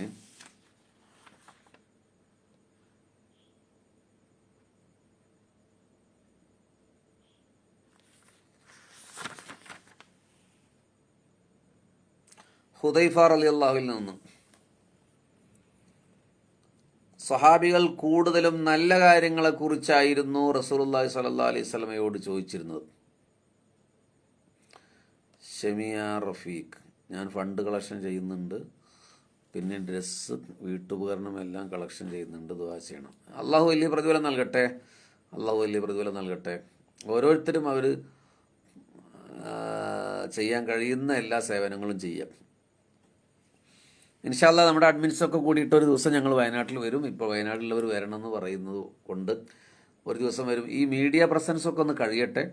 അതല്ലാത്ത ഒറ്റപ്പെട്ട് കിടക്കുന്ന, അപ്പോഴാണല്ലോ നമുക്ക് അവരെ വേണ്ടത്. നമുക്കിപ്പോൾ ഒരു വീട് വെച്ച് കൊടുക്കാനൊന്നും കഴിയില്ല. നമ്മുടെ ഹബീബിങ്ങളെല്ലാവരും വിചാരിച്ചാലും കഴിയില്ല. കഴിയുമായിരിക്കും, പക്ഷേ നമ്മൾ കുറേ ബാധ്യത, 2-3 ബാധ്യതകൾ നമ്മുടെ മുന്നിലുള്ളത് കൊണ്ട് അതിലേക്ക് ഇറങ്ങാതിരിക്കാൻ. പിന്നെ എല്ലാവരും ചെയ്യുന്നുണ്ടല്ലോ. ഇപ്പോൾ വീടിൻ്റെ കാര്യം ഞാൻ പരിശോധിച്ച് നോക്കുമ്പോൾ 100 വീട് മുസ്ലിം ലീഗ്, പിന്നെ 5 വീട്, 50 വീട്, 25 വീട്, ഒരുപാട് ആൾ പ്രഖ്യാപിച്ചപ്പോൾ 1000-ഓളം വീടിൻ്റെ അടുത്തേക്ക് എത്തിയെന്ന് എനിക്ക് തോന്നി. ഈ വാഗ്ദാനങ്ങളൊക്കെ പാലിക്കപ്പെടുമോയെന്ന് ഇപ്പോൾ പറയാൻ പറ്റില്ല. ഒരു 2-3 ആഴ്ച കഴിഞ്ഞ ഒരു ലൈവിൽ ഞാൻ അതിനെക്കുറിച്ച് കമൻറ്റ് ചെയ്യും. ഇപ്പോൾ പറഞ്ഞ് ശരിയല്ല. എന്തുട്ടാ പറയാം, ഈ വീടുകളൊക്കെ അവിടെ വെച്ച് കൊടുക്കുമോ? അല്ലാഹു അഅലം. എനിക്കറിയില്ല കേട്ടോ. പിന്നെ ഈ സ്ഥലത്തിന് ഒരു വീട് വെക്കുന്നത് അത്രയും ശരിയായ നടപടിയല്ല. അതേസമയം നമ്മുടെ മനസ്സിലുള്ളൊരു ചിന്താഗതി പലരും പങ്കുവച്ചിട്ടുണ്ടാവാൻ ചിലപ്പോൾ. അവർക്ക് വേണ്ടി ഇതുപോലെ മുത്തുമല എന്ന് പറയുന്നൊരു സ്ഥലം, അല്ല എന്താ പറയുക, മുത്തുമലയല്ല, ചൂരൽമല, ഒരു ഗ്രാമം വേറെ ക്രിയേറ്റ് ചെയ്യുന്നതായിരിക്കും നന്നായിരിക്കും. UDP തന്നെ 330 വീട് പറഞ്ഞിട്ടുണ്ട്. അപ്പോൾ ഇത്രയും വീടുകളൊക്കെ വാഗ്ദാനം ചെയ്ത് അവിടെ സംഭവിക്കുമോ? എങ്കിൽ പിന്നെ എന്താണ് ഇനി അവർക്ക് ആവശ്യം വരിക? പക്ഷേ ഈ വാഗ്ദാനങ്ങളൊന്നും പലപ്പോഴും നടക്കില്ല കേട്ടോ. നമ്മൾ ശ്രദ്ധിക്കണം, മോണിറ്റർ ചെയ്യാനൊന്നും ആളുകളില്ലല്ലോ. ഇനി ഗവൺമെൻറ് വീട് വെച്ച് കൊടുക്കുന്നുണ്ട് അത്ര. എന്തൊക്കെ വെച്ച് കൊടുത്താലും അവരൊരു ആയുഷ്കാലം മുഴുവൻ സമ്പാദിച്ചതൊക്കെ നഷ്ടപ്പെട്ടു പോയിട്ടുണ്ട്. വീട് മാത്രമേ ഇവരൊക്കെ നൽകുകയുള്ളൂ. സമസ്ത അവിടുത്തെ നഷ്ടപ്പെട്ട പള്ളിയും മദ്രസയും പണിത് കൊടുക്കാമെന്നായിട്ടുണ്ട്. അള്ളാഹു തൗഫീഖ് നൽകട്ടെ. അങ്ങനെ എന്തായാലും നമുക്ക് പുറത്തിരുന്ന് പറയാനൊക്കെ പറ്റും. പക്ഷേ കർണാടക സർക്കാർ, റിപ്പോർട്ടർ ചാനൽ, അവരൊക്കെ പറയുന്നുണ്ട് ഈ വീടുകളൊക്കെ എവിടെ കയറ്റിയെന്ന് എനിക്കറിയില്ല.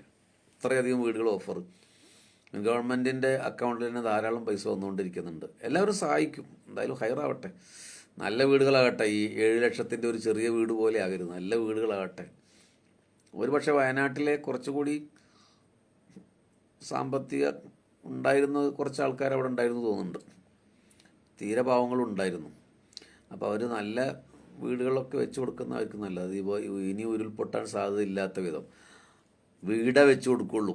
അല്ലാതെ ഇവർക്ക് നഷ്ടപ്പെട്ട 20 സെൻറ്റ് 50 സെൻറ്റ് ഒന്നും ആരും ഉണ്ടാക്കി കൊടുക്കില്ല. അപ്പോൾ അവർക്ക് എന്തായാലും നഷ്ടം തന്നെ.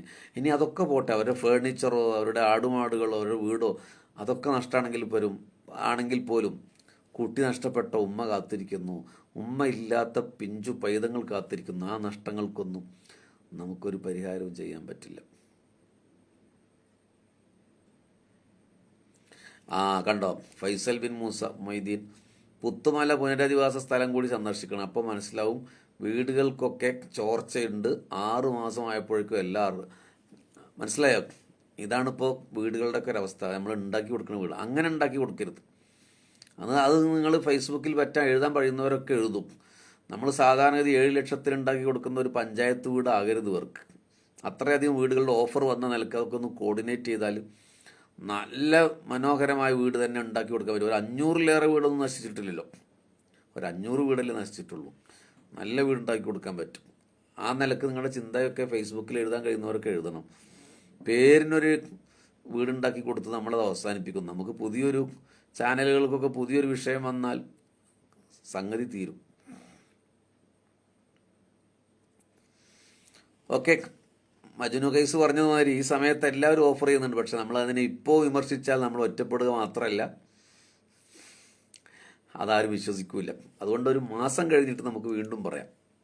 ഈ ഓഫർ ചെയ്തവരൊക്കെ അവിടെ ഉണ്ടാവുമോ നമുക്ക് നോക്കാം. ഓക്കെ, അതുകൊണ്ടാണ് വിശ്വാസമുള്ളവരെ മാത്രമേ സഹായിക്കാവൂ എന്ന് പറയാൻ കാരണം അതാണ്. അർജുനൻ്റെ കാര്യം ഇപ്പം എന്തായി? നമ്മുടെ മീഡിയകളൊക്കെ അവിടെ കിടന്ന് എന്തായിരുന്നു? ആ മനുഷ്യനെ എല്ലാവരും മറന്നുപോയില്ലേ? ആ വീട്ടുകാരൻ്റെ കണ്ണീര് വിറ്റ് കാശാക്കാൻ ശ്രമിച്ചവരില്ലേ? ആരെങ്കിലും തിരിഞ്ഞു നോക്കുന്നുണ്ടോ? അപ്പോൾ അതുപോലെ തന്നെയാണ് വയനാടും സംഭവിക്കുക.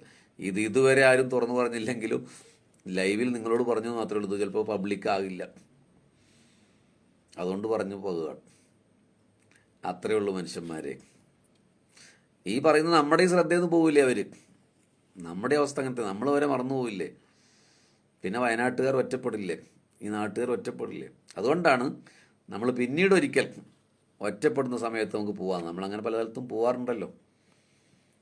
അപ്പോൾ നിങ്ങളൊരാവശ്യം വരികയാണെങ്കിൽ നിങ്ങളോട് ചോദിക്കാം, നിങ്ങൾക്കപ്പോൾ സഹകരിക്കുകയാണെങ്കിൽ സഹകരിക്കാം. നമ്മുടെ മുന്നിൽ ഇപ്പോൾ 2-3 ആവശ്യങ്ങൾ നിർവഹിക്കാനുള്ളത് കൊണ്ടാണ് നമ്മൾ ഏറ്റെടുത്തു പോയ 2-3 കാര്യങ്ങളുണ്ടല്ലോ, നിങ്ങൾക്കറിയാം. അപ്പോൾ പരസ്യമായി പറയുന്നില്ല. അപ്പോൾ നമ്മുടെ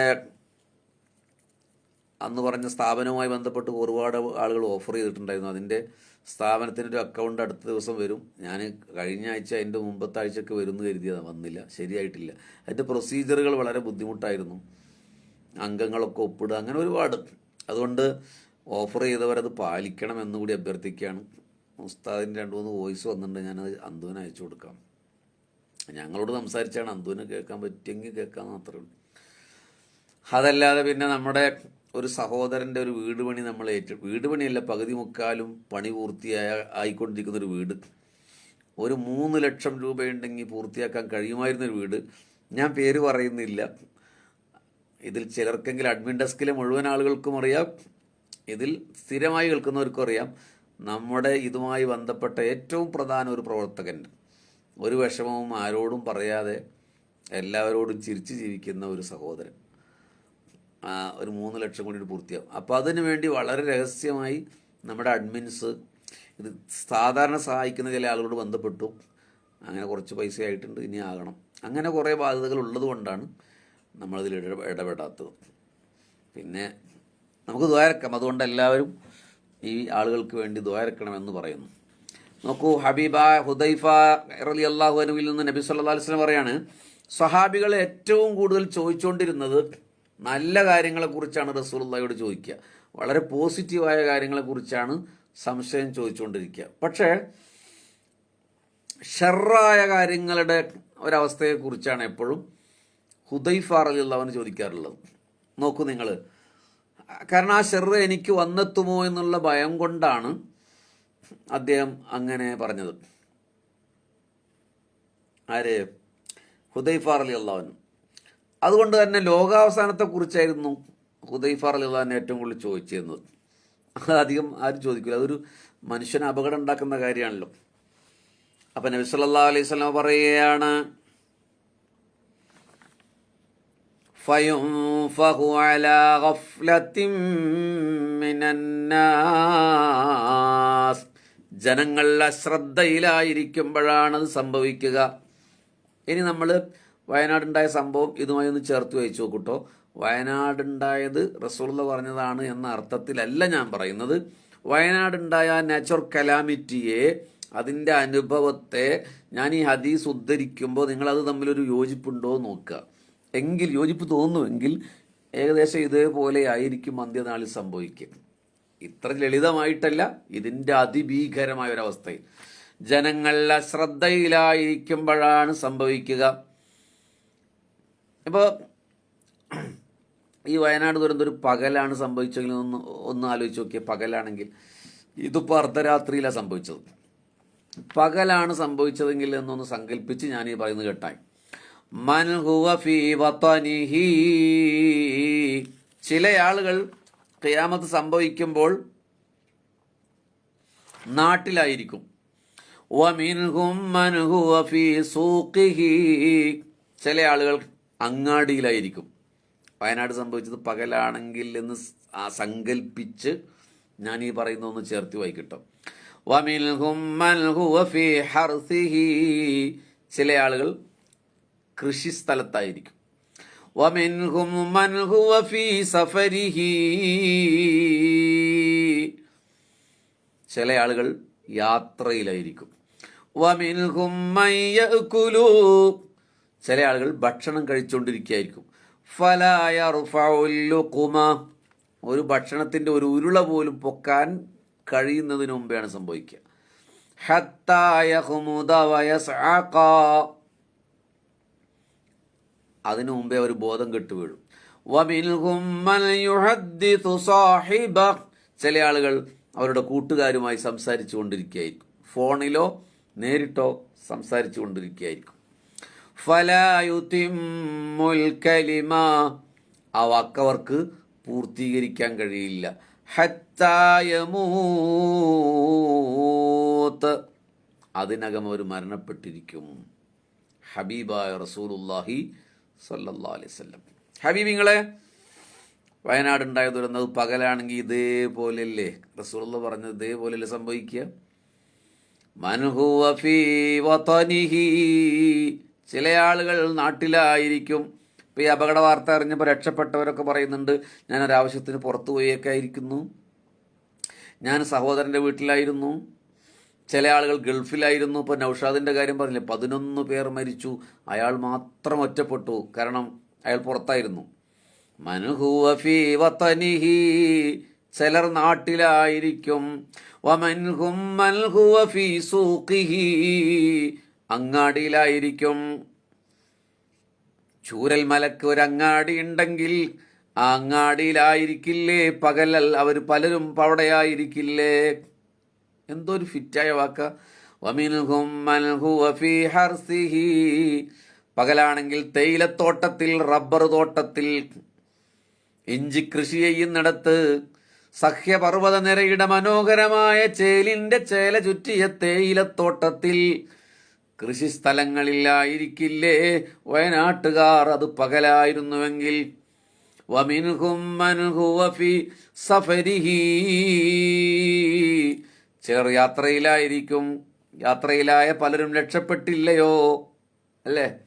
വമിൻഹും മൻ യഅ്കുലു, ചിലർ ഭക്ഷണം കഴിക്കായിരിക്കില്ലേ. നട്ടുച്ചക്കാണെങ്കിൽ ഒരു ഭക്ഷണം കഴിക്കുന്ന സമയത്തല്ലേ. ഫലാ യർഫഉൽ ലുഖ്മ, ഒരു ഉള പോലും ഉയർത്താൻ കഴിയില്ല. ഇലാഫി, വായിലേക്ക് ഉയർത്താൻ കഴിയില്ല.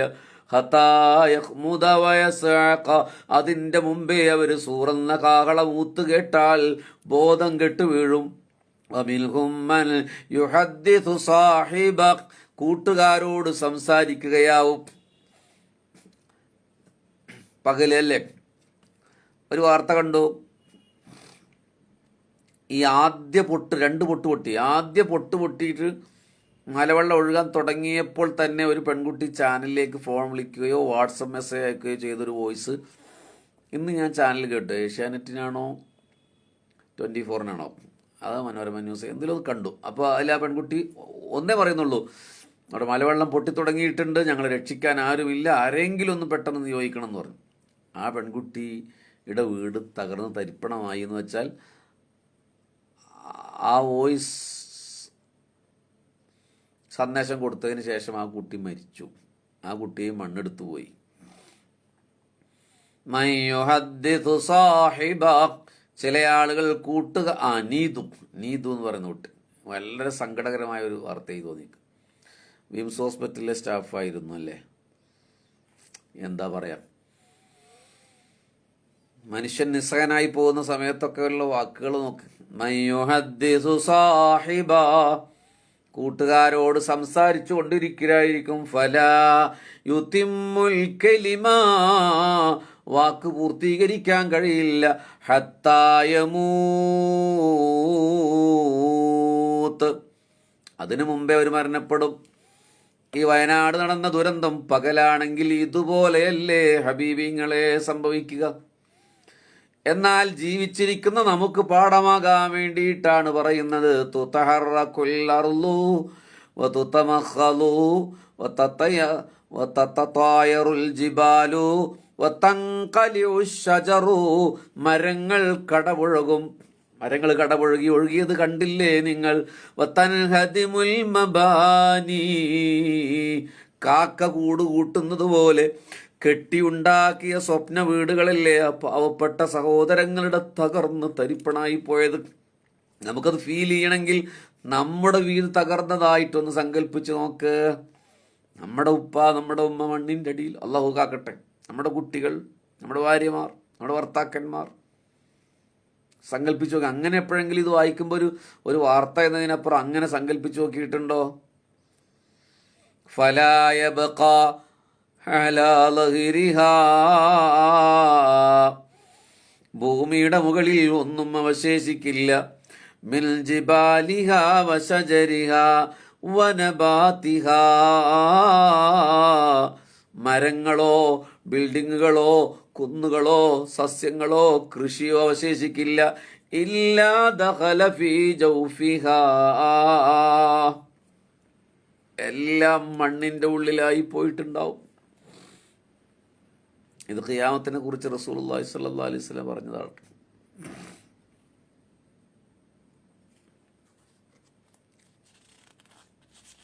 നമുക്കിന്നിവിടെ അവസാനിപ്പിക്കാം.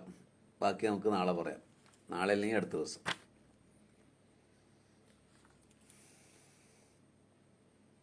അള്ളാഹു അവർക്കൊക്കെ, ഞാനിങ്ങനെ ഇന്നിരുന്ന് ആലോചിച്ച് നോക്കുമ്പോൾ ഒരു 3 ഷെയർ, നിങ്ങൾ ഇപ്പോൾ 194 ആൾക്കാർ ലൈവിലുണ്ട്, ഒരു 3 ഷെയർ ഞെക്കണം കേട്ടോ. എനിക്ക് തോന്നി നമ്മൾ മനസ്സുകൊണ്ട് മദീനയിലേക്കാണുള്ളത്. അപ്പോൾ ഈ വിഷയം കുറച്ച് ആളുകളിൽ എത്തണമെന്ന് എനിക്ക് തോന്നിയത് കൊണ്ടാണ് ഞാൻ നിങ്ങളോട് പറയുന്നത്. നോക്കൂ, എന്താ ഞാൻ പറയാൻ തുടങ്ങിയൊരു കാര്യം എന്താ? എന്തോ ഒരു പ്രധാന വിഷയം അവരെ കുറിച്ച് പറയാൻ ഇങ്ങനെ വന്നതാണ്, പോയി.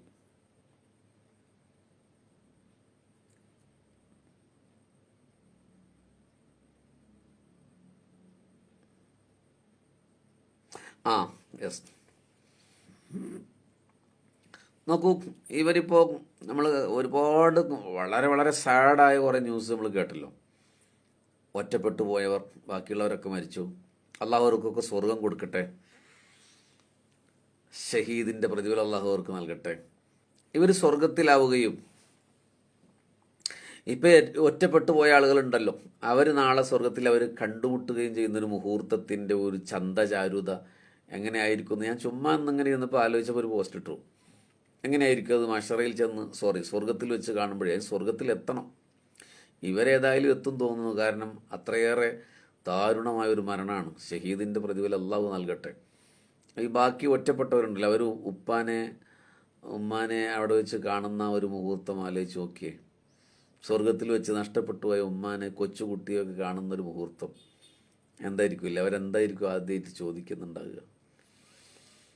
മൗത്തായി പോകുന്നു എന്നൊരു നിമിഷം എന്തായിരുന്നു അവരവസാനമായി ചിന്തിച്ചിട്ടുണ്ടാവുക എന്ന് കൂടി ഞാൻ ആലോചിച്ചു. നിങ്ങൾ ആലോചിച്ചൊക്കെ, ചളിയിലും മണ്ണിങ്ങനെ കൂങ്കാരം മുഴക്കി വരുന്നു, ഓടി രക്ഷപ്പെടുമ്പോൾ കല്ലും മണ്ണിൻ്റെ ഇടയിൽ കുട്ടി മരിക്കണോ, ഉമ്മ മരിക്കണോ, അപ്പം വിടണോ എന്ന് കളിക്കും.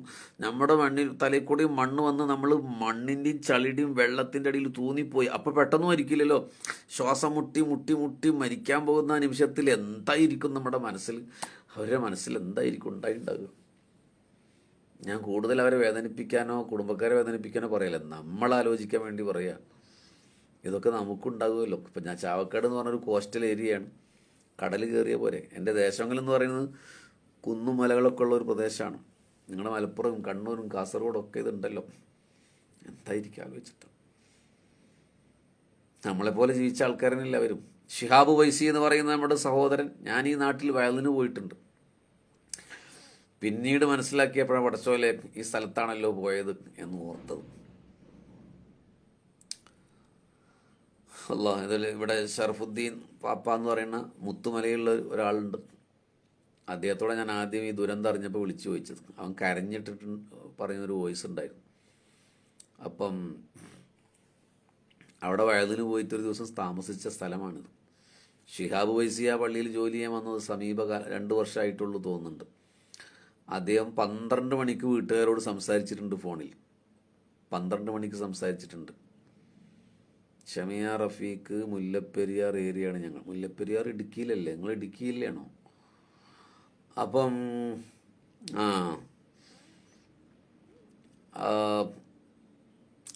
ഈ മഴയുടെ ഒരു ശബ്ദവ്യത്യാസവും പുഴയിലെ വെള്ളം കളറ് മാറിയതൊക്കെ കണ്ടപ്പോൾ വീട്ടുകാർ വരാൻ പറഞ്ഞപ്പോൾ അദ്ദേഹം അവിടെ തന്നെ താമസിച്ചു. പറഞ്ഞു അത്രേ, ഞാൻ മരിക്കുകയാണെങ്കിൽ ഞാൻ മാത്രമല്ലല്ലോ, ഈ പ്രദേശത്തുള്ള ആളുകളൊക്കെ ഇവിടെ താമസിച്ചുകൊണ്ടിരിക്കുകയല്ലേ, ഞാൻ മാത്രം വന്നുകൊണ്ട് ഇപ്പോൾ ഈ അപകടം ഉണ്ടാകുകയാണെങ്കിൽ ഒഴിവാകില്ലല്ലോ എന്ന്. ഒരിക്കലും അങ്ങനെ സംഭവിക്കില്ല എന്നുള്ള ധൈര്യം കൊണ്ടാണ് ആ പറച്ചിൽ. നമ്മുടെ വളണ്ടിയേഴ്സ് അദ്ദേഹത്തിന് ജനാസ കണ്ടെത്തുമ്പോൾ പള്ളിയിൽ കട്ടിലിൽ കിടക്കുകയാണെന്നാണ് പറഞ്ഞത്. എന്നുവെച്ചാൽ വളരെ ഹൈറ്റിലാണ് പള്ളി നിൽക്കുന്നത്. താഴെ നിന്നിങ്ങനെ ഒലിച്ചു വന്നിട്ട് ഇങ്ങനെ നിറഞ്ഞ് അതിൻ്റെ ഉള്ളിലേക്ക് അടിച്ച് കയറി രക്ഷപ്പെടാനാവാതെ അതിൻ്റെ ഉള്ളിൽ പെട്ടുപോയതാണ്. അള്ളാഹു അദ്ദേഹത്തിനും സ്വർഗം നൽകട്ടെ. പടച്ചോനെ, കുടുംബത്തിന് അള്ളാഹു ക്ഷമയും സമാധാനം നൽകട്ടെ. എന്തെങ്കിലും നിങ്ങൾക്ക് പറയാനുണ്ടെങ്കിൽ പറയാൻ നമ്മൾ അവസാനിപ്പിക്കുകയാണ്. ഒരു ദുആ, അവർക്ക് വേണ്ടി ഒരു ദുആ ചെയ്ത് നമുക്ക് അവസാനിപ്പിക്കാം.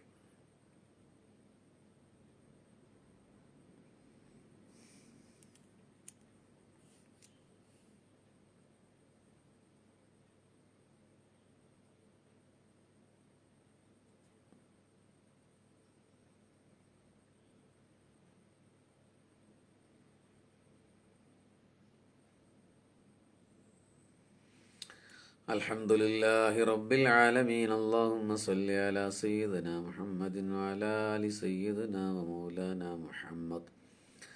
കാരുണ്യവാനും ദയാപരനുമായ അല്ലാഹുവേ, മരണപ്പെട്ടു പോയവർക്കൊക്കെ നീ മഗ്ഫിറത്ത് കൊടുക്കണേ അല്ലാ, മർഹമത്ത് കൊടുക്കണേ അല്ലാ.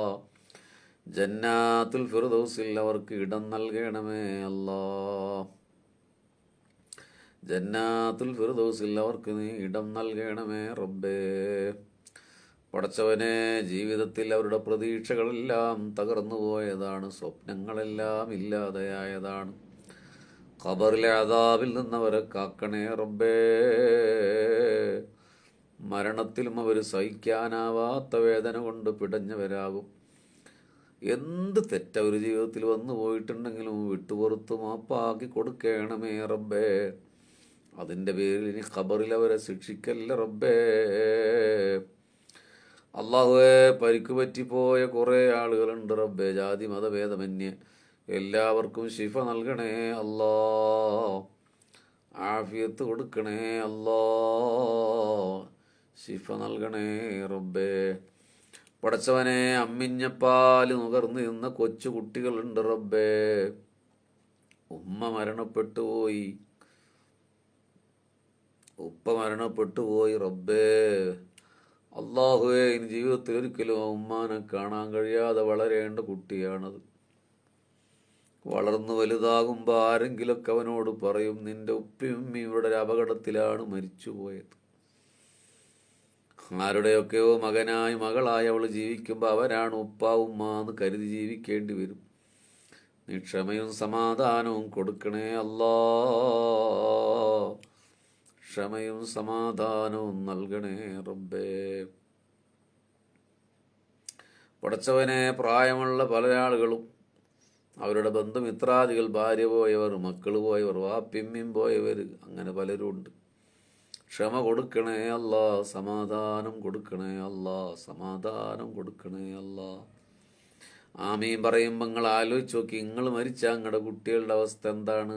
കുട്ടികൾ മരിച്ചാൽ നമ്മുടെ അവസ്ഥ എന്താണ്? ഉപ്പിമ്മി മരിച്ചാൽ നമ്മുടെ അവസ്ഥ എന്താണ്? അവർ ജീവിച്ചിരിക്കുമ്പോൾ നമ്മൾ മരിച്ചാൽ മാതാപിതാക്കളുടെ അവസ്ഥ എന്താണ്? ഭാര്യ മരിച്ചാൽ ഭർത്താവ് പോയ ഭാര്യമാരുടെ, സഹോദരനും സഹോദരി നഷ്ടപ്പെട്ടവരുടെ, അങ്ങനെയൊക്കെയാണ് ഇവിടെ ഇനി നടക്കാൻ പോകുന്ന ദുരന്തം. അവരുടെ മാനസികമായ പ്രശ്നമാണ്. പടച്ചവനെ, ക്ഷമയും സമാധാനവും നൽകണേ അല്ലാ. സമ്പത്ത് നഷ്ടപ്പെട്ടു പോയവരുണ്ട് റബ്ബേ, അതൊക്കെ തിരിച്ചു കൊടുക്കണേ അല്ലാ.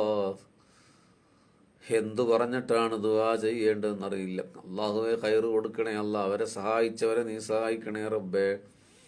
ശരീരം കൊണ്ട് അവിടെ സേവനം ചെയ്ത് വാളണ്ടിയർമാരുണ്ട് റബ്ബേ, അവർക്കൊക്കെ നീ ജീവിതത്തിൽ വലിയ ബർക്കാത്തുകൾ നൽകണേ തമ്പുരാനെ. ഞങ്ങൾക്ക് അത്തരം അപകടങ്ങളിൽ നിന്ന് ഞങ്ങളെ കാക്കണേ റബ്ബേ. പടച്ചവനെ, ദീർഘായുസ് ആഫിയത്തോടെ നൽകണേ റബ്ബേ. നിന്റെ ഖലാ ഖദറിൽ ഞങ്ങളുടെ പേരിലും നീ എന്തൊക്കെയും എഴുതി വെച്ചിട്ടുണ്ടാവും. ദുആ വിധിയെ തടുക്കുമെന്നല്ലേ അല്ലാ. ഖൈറാണെങ്കിൽ ദീർഘായുസ് ആഫിയത്തോടെ നൽകണമേ റബ്ബേ. മരണം റാഹത്താക്കണേ അല്ലാ. ഞങ്ങളുടെ രോഗങ്ങൾക്ക് ശിഫ നൽകണേ അല്ലാ. ഞങ്ങളുടെ ഇടപാടുകളിൽ, ജോലികളിൽ ബർക്കത്ത് നൽകണേ റബ്ബേ. ربنا تقبل منا إنك أنت السميع العليم بحق نبينا محمد صلى الله عليه وسلم آمين يا أرحم الراحمين.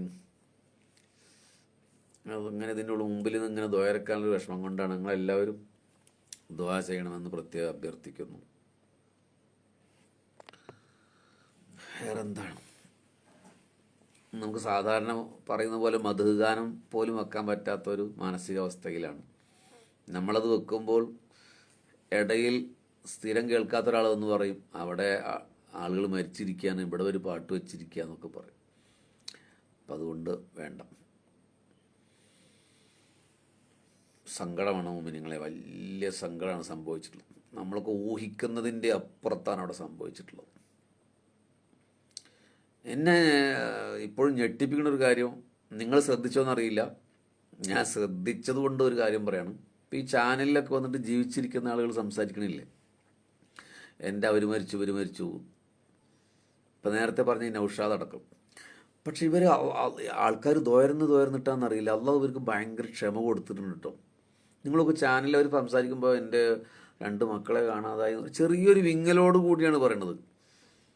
അപ്പോൾ ഈ 11 ആൾ നഷ്ടപ്പെട്ട ഈ നൗഷാദും കരയുന്നുണ്ടെങ്കിൽ പോലും നമ്മളൊക്കെ ഒരു വാപ്പയമ്മയും മരിച്ചാൽ ആകെ നമ്മുടെ കൺട്രോൾ പോയില്ലേ എന്ന്. നമ്മുടെ കുട്ടികളൊക്കെ നമ്മൾ ജീവിച്ചിരിക്കുമ്പോൾ മരിച്ചാൽ നമ്മുടെ കൺട്രോൾ പോവില്ലേ, നമ്മൾ അലറി വിളിക്കില്ലേ, വീടും പോയി തകർന്നു, എല്ലാ സ്വപ്നവും പോയി നിൽക്കുന്ന ഒരാൾ പോലും അവർ പറയണത് വീട് അവിടെയായിരുന്നു, വീട് തകർന്നു, ആപ്പാനെ കിട്ടിയിട്ടില്ല, മകൻ പോയി.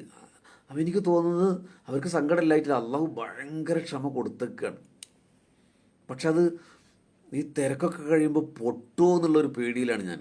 ഒരു 2 ആഴ്ച കഴിഞ്ഞാലേ ഈ ക്യാമ്പിലൊക്കെ ആൾക്കാരുടെ ഇടയിലും ചാനലും പത്രക്കാരും പട്ടാളവും അവരുടെ ഇടയിലൊക്കെ അവർക്കൊന്ന് കരയാൻ പോലും പറ്റാത്തൊരവസ്ഥയിലാണ്. ഇങ്ങനെ ആരെയും നിരീക്ഷിച്ചിട്ടുണ്ടോ എന്ന് എനിക്കറിയില്ല, ഒരവസ്ഥയിലായിട്ട് എനിക്ക് തോന്നിയിട്ടുണ്ട്. പക്ഷേ ഈ തിരക്കൊക്കെ കഴിയുമ്പോൾ ശരിക്കും മാനസികമായി അവർ വല്ലാതെ ഇതൊന്ന് കരഞ്ഞു പോയാലല്ലേ സങ്കടം തീരും. അവർ കരയാൻ പറ്റിയിട്ടില്ല എന്നാണ് ഞാൻ പറഞ്ഞത്. അങ്ങനെ ആർത്തലച്ച് കരയുന്ന ഏതെങ്കിലും ഒരു വീഡിയോ ക്ലിപ്പ് നിങ്ങൾ എനിക്ക് കാണിച്ചു തരുമോ? ഞാൻ കണ്ടിട്ടില്ല. അത്ര ഭയാനകമായൊരു അപകടം, വീടും പറമ്പും ഏറ്റവും അടുത്തവരും ഒക്കെ പോയിട്ട് പോലും ചെറിയ കരച്ചിലോടെയാണ് ഒക്കെ അവരാ പറഞ്ഞു തരുന്നത്. അപ്പോൾ കരയാനൊരവസരം കിട്ടിയിട്ടില്ല. അപ്പോൾ ഉണ്ടാകുന്നൊരു പ്രത്യാഘാതം, എല്ലാ തിരക്കും കഴിഞ്ഞ് ഒറ്റപ്പെടുമല്ലോ. ഈ ക്യാമ്പിൽ നിന്നൊക്കെ ഓരോരുത്തർ വീടുകളിലേക്ക് പോകും. വീടുണ്ടാക്കി കഴിഞ്ഞാൽ അത് ഭയങ്കര പ്രശ്നമായിരിക്കും. ഞാൻ ഇതുവരെ സത്യമായി പറഞ്ഞത്, ഇതുവരെ കണ്ട വീഡിയോയിലൊന്നും നമുക്ക് ഇവിടെ നിന്നിട്ട് തന്നെ കരച്ചിൽ നിന്നിട്ടും അവരൊന്നും ഭയങ്കരമായി കരയണമെന്നും കാണാൻ കഴിയുന്നില്ല. ചാനലുകളോടൊക്കെ അവർ സംസാരിക്കുന്നുണ്ട്. അപ്പം അത് അപകടമായൊരു മാനസികാവസ്ഥയാണ്. കാരണം അവരങ്ങോട്ട് ആ ഷോക്കിൽ നിന്നിട്ട് പോരായിട്ടാണ് നമുക്ക് തോന്നുന്നത്. നമ്മളൊരു ആക്സിഡൻറ്റ് ഉണ്ടായാലേ, ഇപ്പോൾ ഒരു ബൈക്ക് ആക്സിഡൻ്റ് ഒന്നും ഉണ്ടായാലേ, എനിക്കൊരിക്കൽ ഉണ്ടായിട്ടുണ്ട്. മുറി പറ്റിയാലും നമുക്ക് വേദന തോന്നുന്നില്ല. കാരണം അള്ളാഹു നൽകുന്ന ഒരു സ്കിൻ പ്രൊട്ടക്ഷനാണ് തോന്നുന്നുണ്ട്. എല്ല് പൊട്ടിയിട്ടുണ്ടാവും, എന്നാലും നിങ്ങൾ വലിയ അപകടം ഉണ്ടായി കൊടുത്ത് അപകടം പറ്റി കിടക്കുന്ന ആൾക്കാർ കരയുന്നത് കണ്ടിട്ടുണ്ടാവില്ല. ചെറിയ പരിക്കൊക്കെ പറ്റിയിട്ട് കണ്ടിട്ട് നിന്ന് ആൾക്കാർ കരയുന്നത് കണ്ടിട്ടുള്ളൂ. കാരണം അള്ളാഹു അതിനൊരു പ്രൊട്ടക്ഷൻ കൊടുക്കുകയാണ്. ഞാൻ എൻ്റെ മുറി പറ്റിയിട്ട് അന്ന് എനിക്കൊന്നും തോന്നിയില്ല, കൂളായി. പക്ഷേ ഒരു ദിവസം പിന്നിട്ടപ്പോഴാണ് വേദന സഹിക്കാൻ പറ്റാതെ കരയാൻ തുടങ്ങിയത്. അപ്പം ഇതുപോലെ മാനസികമായൊരവസ്ഥയിലാണ് അവിടെ. എനിക്ക് നൗഷാദൊന്നും കരയാത്ത കണ്ടപ്പോൾ എനിക്ക് പേടി തോന്നുന്നുണ്ട്. ഭയങ്കരമായ കൗൺസിലിംഗ് ആവശ്യമായി വരും.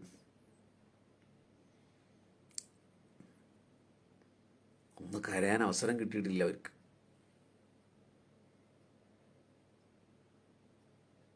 നമ്മുടെ ഒരു ബൈക്ക് നഷ്ടപ്പെട്ട നമുക്ക് കരച്ചിൽ വരില്ലേന്ന്.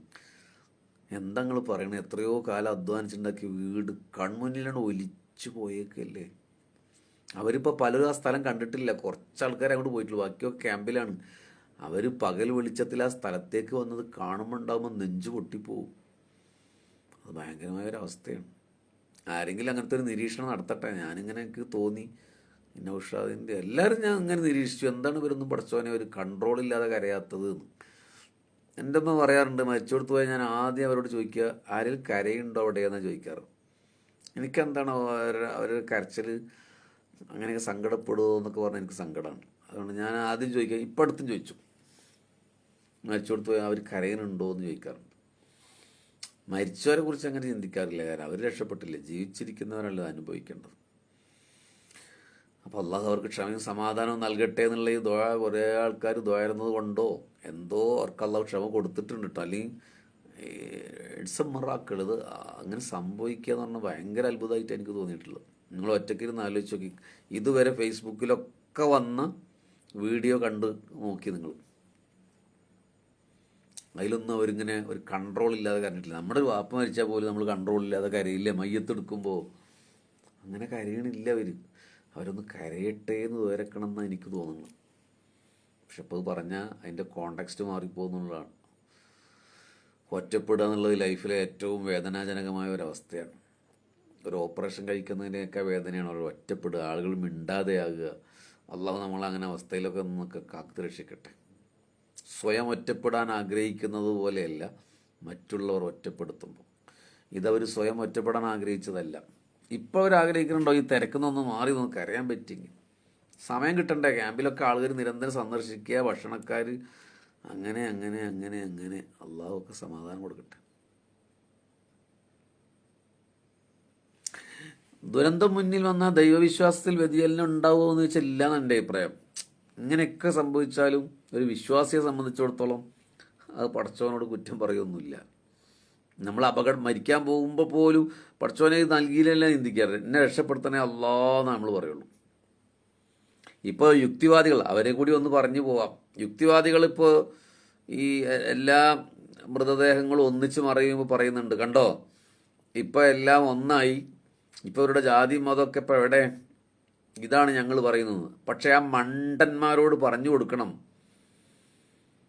മുസ്ലിങ്ങൾക്ക്, ഹിന്ദുക്കൾക്ക്, ക്രിസ്ത്യാനികൾക്ക് എല്ലാവരും ഒന്നിച്ച് മറയുകയാണെങ്കിലും ആരാണെന്ന് തിരിച്ചറിയാത്തത് കൊണ്ട് മുസ്ലിം മതപണ്ഡിതൻ പ്രാർത്ഥിച്ചിട്ടുണ്ട് മോനെ, ക്രൈസ്തവ പാതിരി അവിടെ പ്രാർത്ഥിച്ചിട്ടുണ്ട് മോനെ, ഹിന്ദു പൂജാരിയോട് പൂജിച്ചിട്ടുണ്ട്. അങ്ങനെ ഓരോരുത്തർക്കും വേണ്ടിയുള്ള ആചാരപ്രകാരം തന്നെയാണ് ഈ പൊതു മറമാടൽ നടന്നിട്ടുള്ളത്. അല്ലാതെ യുക്തിവാദികൾ പറഞ്ഞതുമാതിരി എല്ലാവരും ഒന്നാക്കിയിട്ടൊന്നുമില്ല. തിരിച്ചറിയാൻ പറ്റാത്തത് കൊണ്ടാണ്. അപ്പോൾ അവർക്ക് കൂടി ഒരു മറുപടി പറഞ്ഞു എന്ന് മാത്രം. അപ്പോൾ ഇവർ ഒറ്റപ്പെടുന്ന വേളയിൽ നമുക്കൊരു ദിവസം പോവാം അല്ലേ? അപ്പോൾ എല്ലാവരും ഇവിടെ നിൽക്കട്ടെ. അപ്പോൾ കാണാം. അസ്സലാമു അലൈക്കും വറഹ്മത്തുള്ളാഹി വബറകാതുഹു. വേറൊന്നും പറയാനില്ലല്ലോ അല്ലേ? ഒരു പ്രാർത്ഥനാ മജ്ലിസ് ആക്കിയാലോ എന്ന് റഫീഖ്. ഞാൻ ചെറുതായി തോന്നുന്നു അങ്ങനെ ഒരു മജ്ലിസ് ആക്കാറില്ല. കാരണം നമ്മൾ മുമ്പേ, നിങ്ങൾ പുതിയ ആളാണെന്ന് എനിക്കറിയില്ല, നമ്മളങ്ങനെ നടത്തുകയായിരുന്നുവെങ്കിൽ ലക്ഷക്കണക്കിന് ആൾക്കാരൊക്കെ നമുക്ക് ഓഡിയൻസ് ഉണ്ടാകുമായിരുന്നു. ദുആയൊക്കെ എല്ലാവരും ആഗ്രഹിക്കുന്നുണ്ട്. പക്ഷേ അങ്ങനെ ലൈവിൽ നിന്നിട്ട് അങ്ങനെ ഒരു കാട്ടിക്കൂട്ടൽ ശരിയായ നടപടിയല്ല. എല്ലാവരും ഒറ്റയ്ക്കിരുന്ന് ദുആ ചെയ്യൂ കേട്ടോ. ഇവർക്കൊക്കെ വേണ്ടി, ജീവിച്ചിരിക്കുന്നവർക്കൊക്കെ വേണ്ടി പ്രാർത്ഥിക്കൂ. വയനാട്ടുകാരെ, നമ്മുടെ ഹബീബിങ്ങളിൽ ഒരുപാട് വയനാട്ടുകാർ ഇപ്പോൾ ലൈവിലുണ്ട്, ലൈവിലില്ലാത്തവരുണ്ട്. ഈ സ്ഥലങ്ങളിലൊക്കെ ചിലപ്പോൾ നമ്മുടെ യാത്രാ സംഘത്തിലെ ആളുകൾ ഉണ്ടായിരുന്നിരിക്കാം, അള്ളാഹു ആലം. അതിൻ്റെ 2 കിലോമീറ്റർ അടുത്തുള്ള ആൾ ഇപ്പോൾ ലൈവിൽ വന്നു. നമ്മുടെ ഷർഫ് പോയോന്നറിയില്ല. ഈ ഗ്രാമത്തിലുള്ളവരും ചിലപ്പോൾ കേട്ടിട്ടുണ്ടാവില്ലേ നമ്മുടെ യാത്രാ സംഘത്തിൽ, അള്ളാഹു ആലം. അതുകൊണ്ട് നിങ്ങൾ ദുആ ചെയ്യൂ. അസ്സലാമു അലൈക്കും വറഹ്മത്തുള്ളാഹി വബറകാതുഹു. മൊയ്തീൻ വൈപ്പാടി, സുൽത്താൻ ബത്തേരിയാണ്.